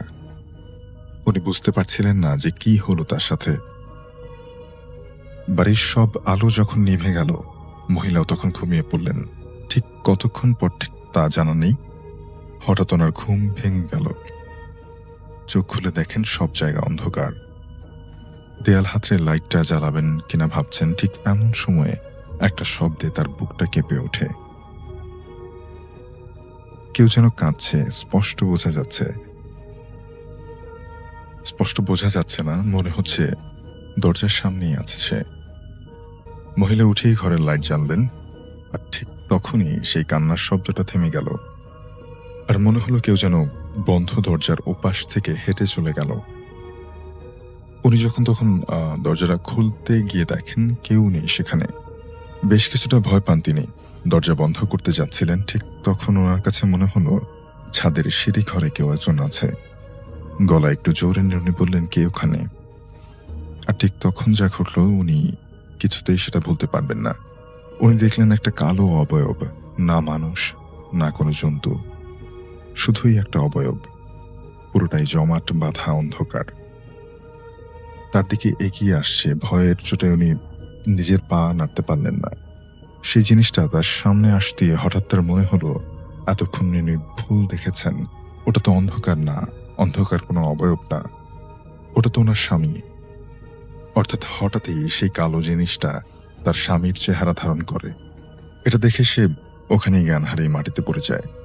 জ্ঞান ফেরার পরে তিনি দেখেন তার পরিবারের সবাই তাকে ঘিরে দাঁড়িয়ে আছে। তার জানালায় দরজায় অনেক ধাক্কাধাক্কির শব্দে তারা এসে দেখে উনি দরজার সামনে অজ্ঞান হয়ে পড়ে আছেন। এই ঘটনার পরে ওই মহিলা সবাইকে জোর করে বলে যে মিলাদ গ্রামই হবে। পরদিন তারা বাড়িটাও একেবারে বন্ধ করিয়ে নেন এবং এরপর তাদের সাথে আর কোনো ঘটনা ঘটেনি। আসসালামু আলাইকুম ওয়া রাহমাতুল্লাহ। আশা করি ভালো আছেন। আমার নাম সুলাইমান আহমেদ। ঘটনাটি ঘটে শেরপুর জেলার নাকলা উপজেলায়। প্রায় 17 বছর আগের কথা। আমার বয়স তখন 20 বছর। আমি সেই সময় পড়ালেখার পাশাপাশি ফুটবল খেলতাম। আমার স্বপ্ন ছিল একজন ফুটবলার হব। এবার আসি মূল ঘটনায়। একদিন একটা ফুটবল ম্যাচ খেলতে আমাদের গ্রাম থেকে 7 কিলোমিটার দূরে একটা গ্রামে যাই। অনেক বড় একটা টুর্নামেন্ট ছিল। আমাদের গ্রাম থেকে শুধু আমি একাই ওই টুর্নামেন্টে খেলার সুযোগ পেয়েছিলাম। দুপুর 2টায় গ্রাম থেকে রওনা হলাম। 3টার মধ্যেই খেলার মাঠে চলে আসি। 4টার দিকে খেলা শুরু হলো। আমি খুবই ভালো খেলছিলাম। 3-1 ব্যবধানে আমরা ম্যাচ জিতে যাই। 3 গোলের ভিতর আমি একাই 2 গোল করি। বিকেল 5:30টার দিকে খেলা শেষ হয়। এরপর দলের পক্ষ থেকে একটা পিকনিকের আয়োজন করা হয়। অনেক আনন্দ উৎসবের সাথে পিকনিক শেষ হলো। রাত তখন 12টার কাছাকাছি। আমি বাড়ি যাওয়ার উদ্দেশ্যে রওনা দিলাম। দলের লোকজন আমাকে যেতে মানা করলো। তারা বলল, ভাই আপনি আজকের রাতটা আমাদের গ্রামেই থেকে যান, এত রাতে আপনাকে একা যেতে দিতে পারি না। আমি তাদেরকে বললাম, ভাই আমার আসলে সকাল 9টায় আরও একটা ম্যাচ আছে, আমাকে এখনই বাড়ি ফিরতে হবে। তারা আমাকে অনেক অনুরোধ করলো, কিন্তু আমি তাদের কথা শুনতে নারাজ। তাদেরকে বললাম, ভাই আমার জন্য একটা ভ্যানের ব্যবস্থা করে দিলে আমার খুবই ভালো হয়। এরপর তারা আমাকে একটা ভ্যানের ব্যবস্থা করে দিল। ঠিক, কিন্তু ভ্যানওয়ালা আমাকে 4 কিলোমিটার বেশি নিয়ে যেতে পারবে না, বাকি 3 কিলোমিটার হেঁটে যেতে হবে। ভ্যানওয়ালাকে কারণ জিজ্ঞেস করতে তিনি বললেন, 4 কিলোমিটার পরে বাকি রাস্তার অবস্থা খুবই খারাপ, তাই যেতে পারবো না। আর কোনো উপায় না পেয়ে আমি ভ্যানে উঠে 4 কিলোমিটার আসার পরে ভ্যানওয়ালা আমাকে নামিয়ে চলে গেলেন এবং ভ্যানওয়ালা আমাকে একটা অদ্ভুত কথা বলে চলে গেলেন। ভ্যানওয়ালা বললেন, ভাই সামনের ব্রিজটা একটু সাবধানে পার হয়েন। আমি ভ্যানওয়ালাকে জিজ্ঞেস করলাম, কেন ভাই সামনের ব্রিজে কি সমস্যা যে সাবধানে পার হব? ভ্যানওয়ালা আমার কোনো কথার উত্তর না দিয়ে চলে গেল। আমি তার কথায় পাত্তা না দিয়ে সামনে এগোতে থাকি। বাকি 3 কিলোমিটার পথ হেঁটে যেতে আমার কমপক্ষে 45 মিনিট সময় লাগবে। যাই হোক, বেশ কিছুক্ষণ হাঁটার পরে আমি সেই ব্রিজের কাছে চলে আসি। ভাইয়া, ব্রিজের কাছে আসার পরে আমার শরীরে হঠাৎ একটা গরম বাতাস লাগলো। মনে হলো আমার গায়ে যেন আগুনের একটা আঁচ লাগলো। আমি এটাকে তেমন একটা গুরুত্ব দিলাম না, কিন্তু আমি যখনই ব্রিজে পা রাখতে যাব ঠিক তখন আমার মনে হয়েছিল কেউ যেন আমাকে দ্রুত বেগে পাশ কাটিয়ে চলে গেল। আমি সাথে সাথে চারদিকে দেখলাম, কিছুই নেই। এবার আমি একটু ভয় পেয়ে যাই। আমি তখন ভাবলাম এই ব্রিজটা তাড়াতাড়ি পার হতে হবে, তা না হলে কোনো বড় ধরনের সমস্যা হয়ে যেতে পারে। ব্রিজটা হবে মোটামুটি 100 মিটার মতো। আমি ব্রিজ পার হচ্ছিলাম, এমন সময় হঠাৎ আমি যা দেখলাম সেটা দেখার জন্য আমি কোনো রকম ভাবেই প্রস্তুত ছিলাম না। দেখলাম আমার বেশ কিছুটা সামনে একটা 9-10 ফুট উচ্চতার সাদা লম্বা জুব্বা পরা লোক আমার দিকে আসছে। আমি তখন প্রচন্ড ভয় পেয়ে কাঁপতে শুরু করি। এত বড় মানুষ কিভাবে সম্ভব? তখন আমার মনে হলো আমার সাথে হয়তো খারাপ কিছু ঘটবে। আমি সামনে যাওয়ার মতো সাহস পাচ্ছিলাম না। এক পর্যায়ে যখন জুব্বা পরার লোকটা আমার সামনে এসে পড়ল, তখন আমি তার পুরো মুখ স্পষ্ট দেখতে পাই। দেখলাম একটা অদ্ভুত নূরানি চেহারা। লোকটার মুখ থেকে যেন নূর বেরিয়ে আসছে। এছাড়াও অদ্ভুত একটা সুগন্ধ পেলাম। এমন সুগন্ধ আমি আমার জীবনে কোনোদিন অনুভব করিনি। ভাই, আমি তার চেহারা কিভাবে বর্ণনা করব বুঝতে পারছি না। এমন সুন্দর এবং মায়াবী চেহারার মানুষ আমি কোনোদিন দেখিনি। লোকটাকে এই অবস্থায় দেখে আমি প্রচন্ড ভয় পেয়ে যাই। আমি আর নিজের জ্ঞান ধরে রাখতে পারিনি। আমি সেখানেই অজ্ঞান হয়ে পড়ে যাই। ভোরবেলায় ফজরের আজানের মধুর শব্দে আমার জ্ঞান ফেরে। আমি দেখলাম আমি সেই ব্রিজের একদম মাঝখানেই আছি। এরপর আমি বাড়িতে চলে আসি। আমার এক চাচা ভালো কবিরাজি জানতেন। আমি বাড়িতে এসে সাথে সাথে সেই চাচার বাড়িতে আসি। তারপর চাচাকে আমি রাতের সব ঘটনা খুলে বলি। চাচা বলল, ওটা একটা ভালো জিন ছিল। জিনটা তোমাকে সাহায্য করতে এসেছিল, কারণ প্রথম ব্রিজে পা রাখার সাথে সাথে তুমি যার উপস্থিতি টের পেয়েছিলে সেটা একটা খারাপ জিন ছিল। জিনটা তোমার ক্ষতি করতে চেয়েছিল, কিন্তু তখন ওই ভালো জিন এসে তোমাকে বাঁচিয়েছে। এছাড়াও চাচা আরো একটা অবাক করা কথা বলেছিল। চাচা বলল, ভালো জিনটা তোমার সামনে যেই রূপে এসেছিল সেই রূপে যদি কোনো মানুষ দেখে তাহলে তার ভাগ্য খুলে যায়, তার ভাগ্যে নাকি ভালো কিছু আসে। প্রথমে চাচার কথা বানোয়াট মনে করেছিলাম, কিন্তু সত্যি আমার ভাগ্যের পরিবর্তন এসেছিল। এই ঘটনার প্রায় 2 মাস পরে আমি জেলা ফুটবল টিমে চান্স পেয়েছিলাম। আমি জানি না ওই ঘটনার কারণেই আমার জেলা টিমে চান্স হয়েছিল কিনা, কিন্তু জেলা টিমে চান্স পাওয়ার পরে আমাকে আর পেছনে ফিরে তাকাতে হয়নি। আমার গ্রামের বাড়ি বরগুনা জেলায়। আমি ঢাকা থেকে গ্রামের বাড়িতে বেড়াতে গিয়েছিলাম। বেড়ানো শেষ করে ঢাকায় আসব, এর মধ্যে আমার এক হিন্দু বন্ধু আমাকে বলল কয়েকদিন পরে ওদের দুর্গাপূজা, তাই আমাকে দাওয়াত দিল যেন থেকে যাই। অনেক রিকোয়েস্ট করার পরে আমি থাকতে রাজি হলাম। আমরা 4 বন্ধু মিলে প্ল্যান করলাম আমাদের গ্রাম থেকে দূরের একটা গ্রামে পুজো দেখতে যাব। সেদিন ছিল অষ্টমী। আমরা প্ল্যান মতো বিকেলে সেখানে গেলাম এবং ওখানে অনেক আনন্দ করলাম। ওখানে অনেক আলো থাকায় ঢাকার মতো লাগছিল। বুঝতেই পারিনি কখন মধ্যরাত হয়ে গেছে। আমাদের কারোর কাছে ফোন ছিল না। দোকানে দেওয়াল ঘড়িতে দেখলাম প্রায় 1টার মতো বেজে গেছে। তাড়াতাড়ি করে সেখান থেকে বেরিয়ে পড়লাম। অনেকটা রাস্তা, হেঁটে যাওয়া সম্ভব না। গাড়ির স্ট্যান্ডে গিয়ে দাঁড়ালাম। সেখানে কোনো গাড়ি নেই। কি আর করার, হাঁটতে শুরু করলাম, কারণ বাড়িতে আসতেই হবে। একটু দূরে আসার পরে হঠাৎ একটা গাড়ি আসলো। তাকে থামিয়ে জিজ্ঞেস করলাম, যাবেন? তিনি বললেন তার বাড়ি একটু সামনে, সে বাড়ি পর্যন্ত নিয়ে যেতে পারবে। আমরা উঠে পড়লাম। গাড়ি চালক তার বাড়ি পর্যন্ত এসে আমাদেরকে নামিয়ে দেয় আর জিজ্ঞেস করে, তোমরা যাবে কোথায় আর এত রাতে কোথা থেকে আসলে? আমরা ওনাকে সবকিছু বললাম। আমাদের কথা শুনে উনি অনেকটা অবাক হয়ে গেলেন।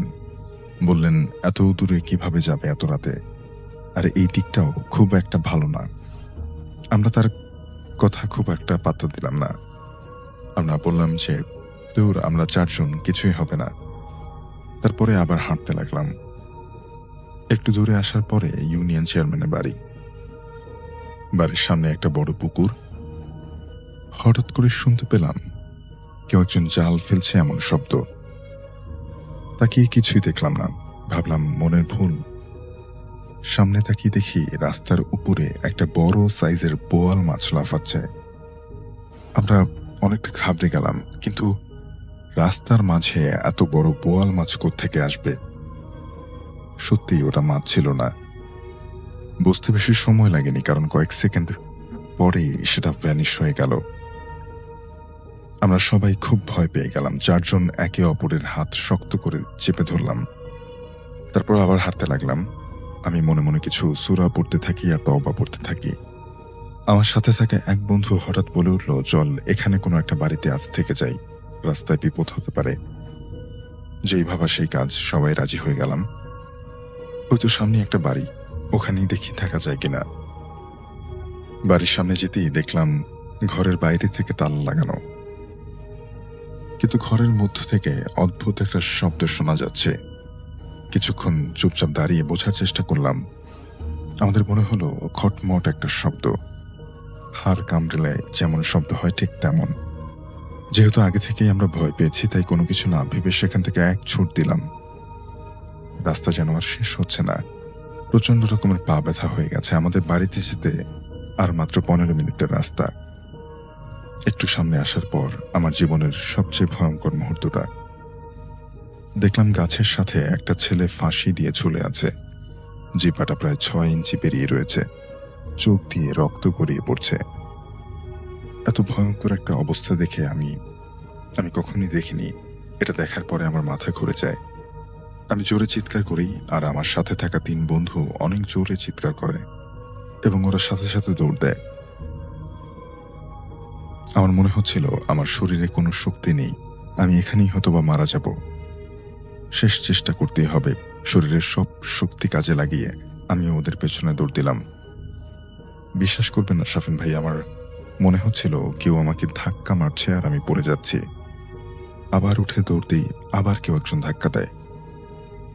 রাস্তায় 5-6 বার পড়ে গেছি, আবার উঠে দৌড় দিয়েছি। সেই 15 মিনিটের রাস্তা মনে হয় আমি 1 ঘন্টায় এসেছি।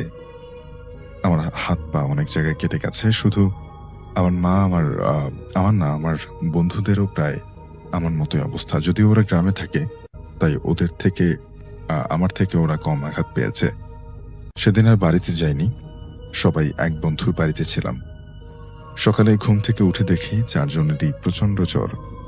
অসুস্থ শরীর নিয়ে আবার গেলাম সেই জায়গাগুলো দেখার জন্য আর বোঝার জন্য কেন হয়েছিল, এমন কি রহস্য।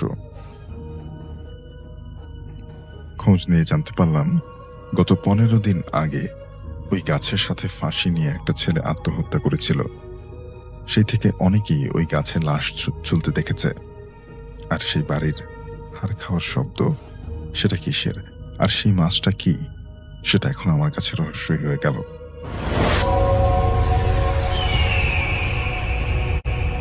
আমাদের সাথে শেয়ার করেছেন মালিহা, সিলেট জেলা থেকে। যদিও তিনি এখন অস্ট্রেলিয়াতে থাকেন, তিনি লিখেছেন এই কাহিনীটি তার ছোটবেলায় ঘটে যাওয়া একটি কাহিনী। সালটা সম্ভবত 97-98, মানে 1997 বা 1998 সালের কাহিনী। তিনি তখন বেশ ছোট ছিলেন, স্কুলে পড়তেন, আর তিনি এই ঘটনাটা আমার মতো করে শেয়ার করতে বলেছেন। তা আমি চলে যাচ্ছি মালিহার কাহিনীতে। ঘটনাটি যখন ঘটে তখন মালিহা বেশ ছোট, তিনি তখন স্কুলে পড়েন এবং ছুটি পেলেই, স্কুল যখন ছুটি হতো, তিনি চলে যেতেন তার নানু বাড়িতে। এবং তার নানু বাড়ি তার জন্য বেশ আনন্দের একটা জায়গা ছিল, বেশ আনন্দ করতেন তিনি, কারণ সেখানে গেলে তার কাজিনদের দেখা পেতেন এবং তারা সারাক্ষণ আনন্দ করে কাটাতেন। খেলাধুলা, মানে গল্প গুজব, মানে তাদের ছোটদের যেই আড্ডাটা থাকে, ছোটদের যেই আনন্দের সময়টা থাকে, সেটা তিনি পার করতেন তার নানু বাড়িতে। তো সেই সময় তখন তারা গিয়েছেন নানু বাড়িতে বেড়াতে এবং যথারীতি মালিহা বিকেলবেলা তার কাজিনদের সাথে খেলাধুলা করছিলেন এবং খেলতে খেলতে বেশ সময় পার হয়ে গেল এবং তারা খেলাধুলার ফাঁকে একটা ব্রেক নিলেন এবং সেই ব্রেক যখন নিলেন তখন অলরেডি সন্ধ্যা গড়িয়ে গেছে, প্রায় 6টা-7টা বেজে গেছে। অন্ধকার হয়ে গেছে চারপাশ, এবং তখন মালিহা খেলতে খেলতে তার কাজিনের সাথে তাদের বাড়ি ফিরলেন। তো বাড়ি যখন ফিরলেন তখন প্রায় 7টা বেজে গেছে। তো তাদের বাড়ির একটা বর্ণনা তিনি দিয়েছেন যে বাড়িটা হচ্ছে এরকম যে মাঝখানে বিশাল একটা উঠোনের মতো এবং চারিপাশে অনেকগুলো ঘর, এবং সেই ঘরগুলোর মধ্যে এক একটা ঘরে এক একজন থাকেন, এক একটা ফ্যামিলি থাকেন, তারা নিজেরা তাদের কাজিনরা থাকেন আর কি, পুরো একান্নবর্তী একটা ফ্যামিলি। এবং বাসাটা এতটাই বড় যে এই রুম থেকে হেঁটে এই ঘর থেকে হেঁটে যদি দূরের কোনো ঘরে যেতে হয় বেশ খানিকটা সময় চলে যায়, কয়েক মিনিট সময় লেগে যায়। তো মোটামুটি একটা বাসা বলতে গেলে বেশ বড়ই বলা চলে। তো সেদিন সন্ধ্যায় সে আর তার কাজিন খেলতে খেলতে যখন আসলো, তার কাজিনের নাম তিনি লিখেছেন ফারহানা। ফারহানার সাথে খেলতে খেলতে তিনি যখন বাসা আসলেন, এসে তাদের আর বেশ ভালো লাগছে না। ঘরের মধ্যে কিছুক্ষণ তারা ঘোরাঘুরি করে তারা তার নানুকে বললেন যে তাদের আরেক কাজিন তার সাথে দেখা করতে চান। তখন তার নানু বলছেন যে কেন, ওখানে কেন যাবা, ওখানে এখন যাওয়ার দরকার নেই। তো বলছে যে না, আমরা যাই, ওর সাথে যাই, একটু খেলা করি, কথা বলি। তো অনেক রিকোয়েস্ট করার পর তিনি বলেন আচ্ছা যাও, রাত হয়ে গেছে, এত রাতে আসলে খেলাটা ঠিক না। তো তারা দুজন সেই নানুর সাথে কথা বলে নানুর দ্বিধায় ভরা পারমিশন নিয়ে তারা রওনা দিলেন পাশের ঘরে, তার সেই খালার বাড়িতে। এবং মানে পাশের ঘর বলতে বেরিয়ে কিন্তু উঠান হয়ে বেশ খানিকটা হেঁটে যেতে হবে, এবং উঠানটা কিন্তু বেশ বড়। এবং তাদের বাসার বর্ণনার মধ্যে আরেকটা ব্যাপার আছে যে তাদের যে বাড়ি ঘরগুলো, টোটাল ঘরগুলোর ওই পাশে রয়েছে বিশাল মানে গাছের বাগান, সেখানে বিভিন্ন রকমের গাছ আছে, মানে এটা দেখে মনে হয় একটা জঙ্গলের মতো মনে হয়। তো সন্ধ্যার পর জায়গাটা বেশ অন্ধকার হয়ে থাকে। বাড়ির সীমানার পরে বাড়িটা তো উঠোনের পাশে ঘর চারিপাশে, এবং বাড়ির সীমানার পরে যে জায়গাটা, রাস্তার পাশ থেকে মনে হয় বেশ অন্ধকার, এবং দূরে গাছগুলো দেখলে বেশ বড় একটা টানা জঙ্গলের মতো লাগে। তো যাই হোক, তারা দুজন হেঁটে নানুর ঘর থেকে বেরোলেন। এবং তখনকার সময় তাদের সেই এলাকায়, নানুর বাড়ি এলাকা ছিল পল্লী বিদ্যুতের লাইন, এবং সেখানে প্রায় লোডশেডিং হতো। এবং ঘরগুলোর মধ্যে লোডশেডিংটা এভাবে হতো যে কোনো ঘরে ইলেকট্রিসিটি আছে, আবার কোনো ঘরে নেই, এরকম ভাবে আর কি হতো। মানে ডিপেন্ডস অন দা যেভাবে লাইট, মানে ইলেকট্রিসিটির ফেজ যেভাবে থাকতো সেভাবে কোনোটা থাকতো কোনোটা থাকতো না, এরকম একটা ব্যাপার ঘটতো।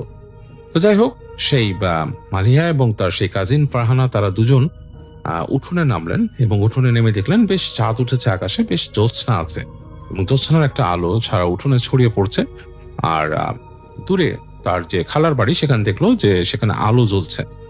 তো তারা দুজন সুন্দর হাঁটতে হাঁটতে গেল, খালার সেই ঘরে চলে এলো, বারান্দা দিয়ে ঢুকলো ঘরের ভেতরে, এবং ঢুকে এসে দেখলো যে তার খালা আছে। এবং বেশ বললো, সে লিখেছে তখন বেশ আলো আছে, কারণ বাইরে চাঁদের আলো, উঠোনে আলো আছে, আর ঘরের ভেতর তো বাতি জ্বলছে। তো তার খালাকে সে যে বললো যে খালা, আমরা আসছি অমকের সাথে খেলতে, তার সেই কাজিনের নাম বললো। তো তার খালা শুনে বললো যে না, এখন রাত হয়ে গেছে, এখন এত রাতে কিসের খেলা, এখন প্রায় 7টা-8টা বাজে, এই সময় তোমাদের কিসের খেলা, এই এত রাতে খেলা ঠিক না, তোমাদেরকে মানা করছি রাতের বেলা খেলতে হয় না। তো এটা যখন তারা শুনতেছে, এই সময় দপ করে তাদের ঘরের বাতি নিভে গেল খালার বাসা, এবং মানে ইলেকট্রিসিটি চলে গেল। তো হঠাৎ করে অন্ধকারটা শুয়ে আসতে কয়েক সেকেন্ড সময় লাগছে তাদের। অন্ধকারের মধ্যে খালা বলতেছে যে দেখো তো তোমাদের নানুর বাসায় কারেন্ট আছে কিনা। তো এটা দেখে তারা দুজন আস্তে করে হেঁটে নামলো, উঠানে না, বারান্দায় নামলো, এবং তারা বারান্দায় নেমে বারান্দার কর্নারে চলে গেল, কারণ বারান্দার কর্নারে গেলে নাকি তার নানুর ঘরটা দেখা যায়, সেখানে নাকি বাতি জ্বললে বা ইলেকট্রিসিটি থাকলে দেখা যেত। তো তারা হেঁটে যখন বারান্দার কর্নারে গেছে, হঠাৎ করে তার চোখ গেল দূরে, দুজনই দেখছে একটু সামনে, বাসার থেকে প্রায় কয়েক গজ হবে, 10 গজ বা 15 গজ দূরে, গজ মানে প্রায় 20-30 ফিট দূরে আর কি। এবং সেখানে তারা দেখছে হঠাৎ করে চাঁদের আলোতে একটা লম্বা অবয়ব, লম্বা বলতে বেশ লম্বা একটা নারী মূর্তি, এবং সেটা মাটি থেকে প্রায় কয়েক ফিট উপরে ভেসে আছে। এবং সেই নারী মূর্তিটা বেশ লম্বা, সাধারণ কোনো মানুষের উচ্চতার সেটা না। মানে একটা মানুষ যদি 5 ফিট বা 6 ফিটের মধ্যে হয়, নারী মূর্তি সাধারণত 6 ফিট হয় না আমাদের দেশে, কিন্তু সেই নারীটাকে দেখে মনে হচ্ছে 8-10 ফিট লম্বা। এবং সে সাদা একটা ড্রেস পরে, সাদা একটা শাড়ি বা কাপড় পরা, সে বাতাসে ভাসছে, তার চুলগুলো দেখে বোঝা যাচ্ছে সেটা নারী, এবং বাতাসে পতপত করে উঠছে তার কাপড় এবং তার চুলের অংশ। এবং মনে হলো সেটা দূর থেকে তাদের দিকে তাকিয়ে আছে, এবং এই চাঁদের আলো পড়াতে সে তারা স্পষ্ট দেখলো। তো দুজনে দেখেই সেটা দেখে প্রচন্ড ভয় পেয়েছে এবং একজন আরেকজনকে ধরে চিৎকার করে উঠল। চিৎকার করে তারা চোখ বন্ধ করে দৌড় দিল সে উঠান থেকে, এবং চিৎকার করতে করতে করতে করতে নানু বাড়ি আসলো। তো তার নানু বেরিয়ে আসছিল ঘর থেকে, যে কি ব্যাপারটা বোঝার চেষ্টা করলো যে মানে ব্যাপারটা কি ঘটছে। নানু বেরিয়ে আসছে, কি হয়েছে তোদের? তো তার নানুকে জড়ায় ধরলো। তো তার কাজিন ক্রমাগত কাঁদতে লাগলো। কি হয়েছে বললো, তো এখানে ভূত আছে, ভূত আছে। তো তার নানু বলতেছে, না না বাবা, এখানে কোনো ভূত নেই, তোমরা কি দেখছো কি? তো তারা দুজনই বললো নানু কিরকম দেখছি। তো নানু তাড়াতাড়ি তাদেরকে ঘরের ভেতরে নিয়ে গেল। ঘরের ভেতর নিয়ে বোঝালো। তো তার কাজিন যে ছিল, মালিহার যে কাজিন ফারহানা, সে ক্রমাগত কাঁদছিল। তো মালিহা ভয়ে চুপচাপ করে গেছে। তো যাই হোক, তার নানি তাকে বোঝালো, তার মা আসলো এবং তাদেরকে দোয়া পড়ে ফু দিল। দোয়া পড়ে ফু দিল, মাথায় হাত বুলিয়ে দিল এবং তাদেরকে ঠান্ডা করে ঘরে নিয়ে আসলো। তো এরকম করে ওই দিন রাত হয়ে গেছে। ঘুমানোর সময় মালিহা শুয়ে আছে তার মায়ের পাশে চুপচাপ। খুব ভয় পেয়েছে সে, ভয়ে সে গুটি সিটি মেরে ঘুমিয়ে গেছে। তার সব সময় মানে পুরো সময়টা তার চেহারায়, তার চোখের সামনে ভাসছে সেই নারী মূর্তিটা যেটা ভেসেছিল সেখানে। তো এরকম সময় তার মাকে সে ধরে রাখছে শক্ত করে। তো এই সময় দেখলো দরজায় শব্দ হলো। তো তার মা জিজ্ঞেস করলো কে? তো তার নানুর গলার আওয়াজ আসলো। তো তার মা যে আস্তে করে দরজাটা খুলে দিল। তো খোলার পরে তার নানু ঢুকলেন ঘরে এবং তিনি দেখলেন নানু ফিসফিস করে বলছে যে বাড়িতে জিন আছে এবং এই জিন অনেকেই দেখে, ওরাও দেখছে, ওদেরকে রাতটার বাড়িতে দিস না। তো মালিহা কিন্তু সব শুনছে কথাগুলো, এবং শুনে তার কাছে আরো ভয় লাগলো। এবং ওই দিন সারাটা রাত সে অনেক কষ্টে ঘুমিয়েছে, ঘুমাতে পারেনি, ভয় পেয়েছিল, তার চোখে শুধু ভাসছে। এবং সে এখন পর্যন্ত সেই জিনিসটাকে দেখতে পায়, চোখের সামনে চোখ বন্ধ করলে সে দেখতে পায় সেই দৃশ্যটা, যে এরকম লম্বা শাড়ি পরা একজন ভাসছে মাটি থেকে ওপরে। এবং যেহেতু এটা তার নিজের দেখা একটা জিনিস, সে বলেছে ভাইয়া এটা বেশ ভয়ঙ্কর একটা অভিজ্ঞতা, কেউ যদি সামনাসামনি এরকম দেখতে পায় প্রচন্ড রকমের ভয় পাবে, এবং এরকম কিছু যে আছে এটা আমি তার প্রমাণ। আসসালামু আলাইকুম লিসেনার, আশা করি আজকের এই ভয়ানক ঘটনাগুলো আপনাদের কাছে বেশ ভালো লেগেছে। আমি আপনাদের জন্য প্রতিনিয়ত বাছাই করে নতুন নতুন ঘটনা আপনাদের কাছে এসে শেয়ার করে থাকি। এরকম ভয়ানক ঘটনা পেতে এখনই এই চ্যানেলটি সাবস্ক্রাইব করে সাথে থাকা বেল আইকনটি অন করে ফেলুন, যাতে পরবর্তী ভিডিও ছাড়ার সাথে সাথে আপনারা এই ঘটনাগুলো আবারও শুনতে পারেন।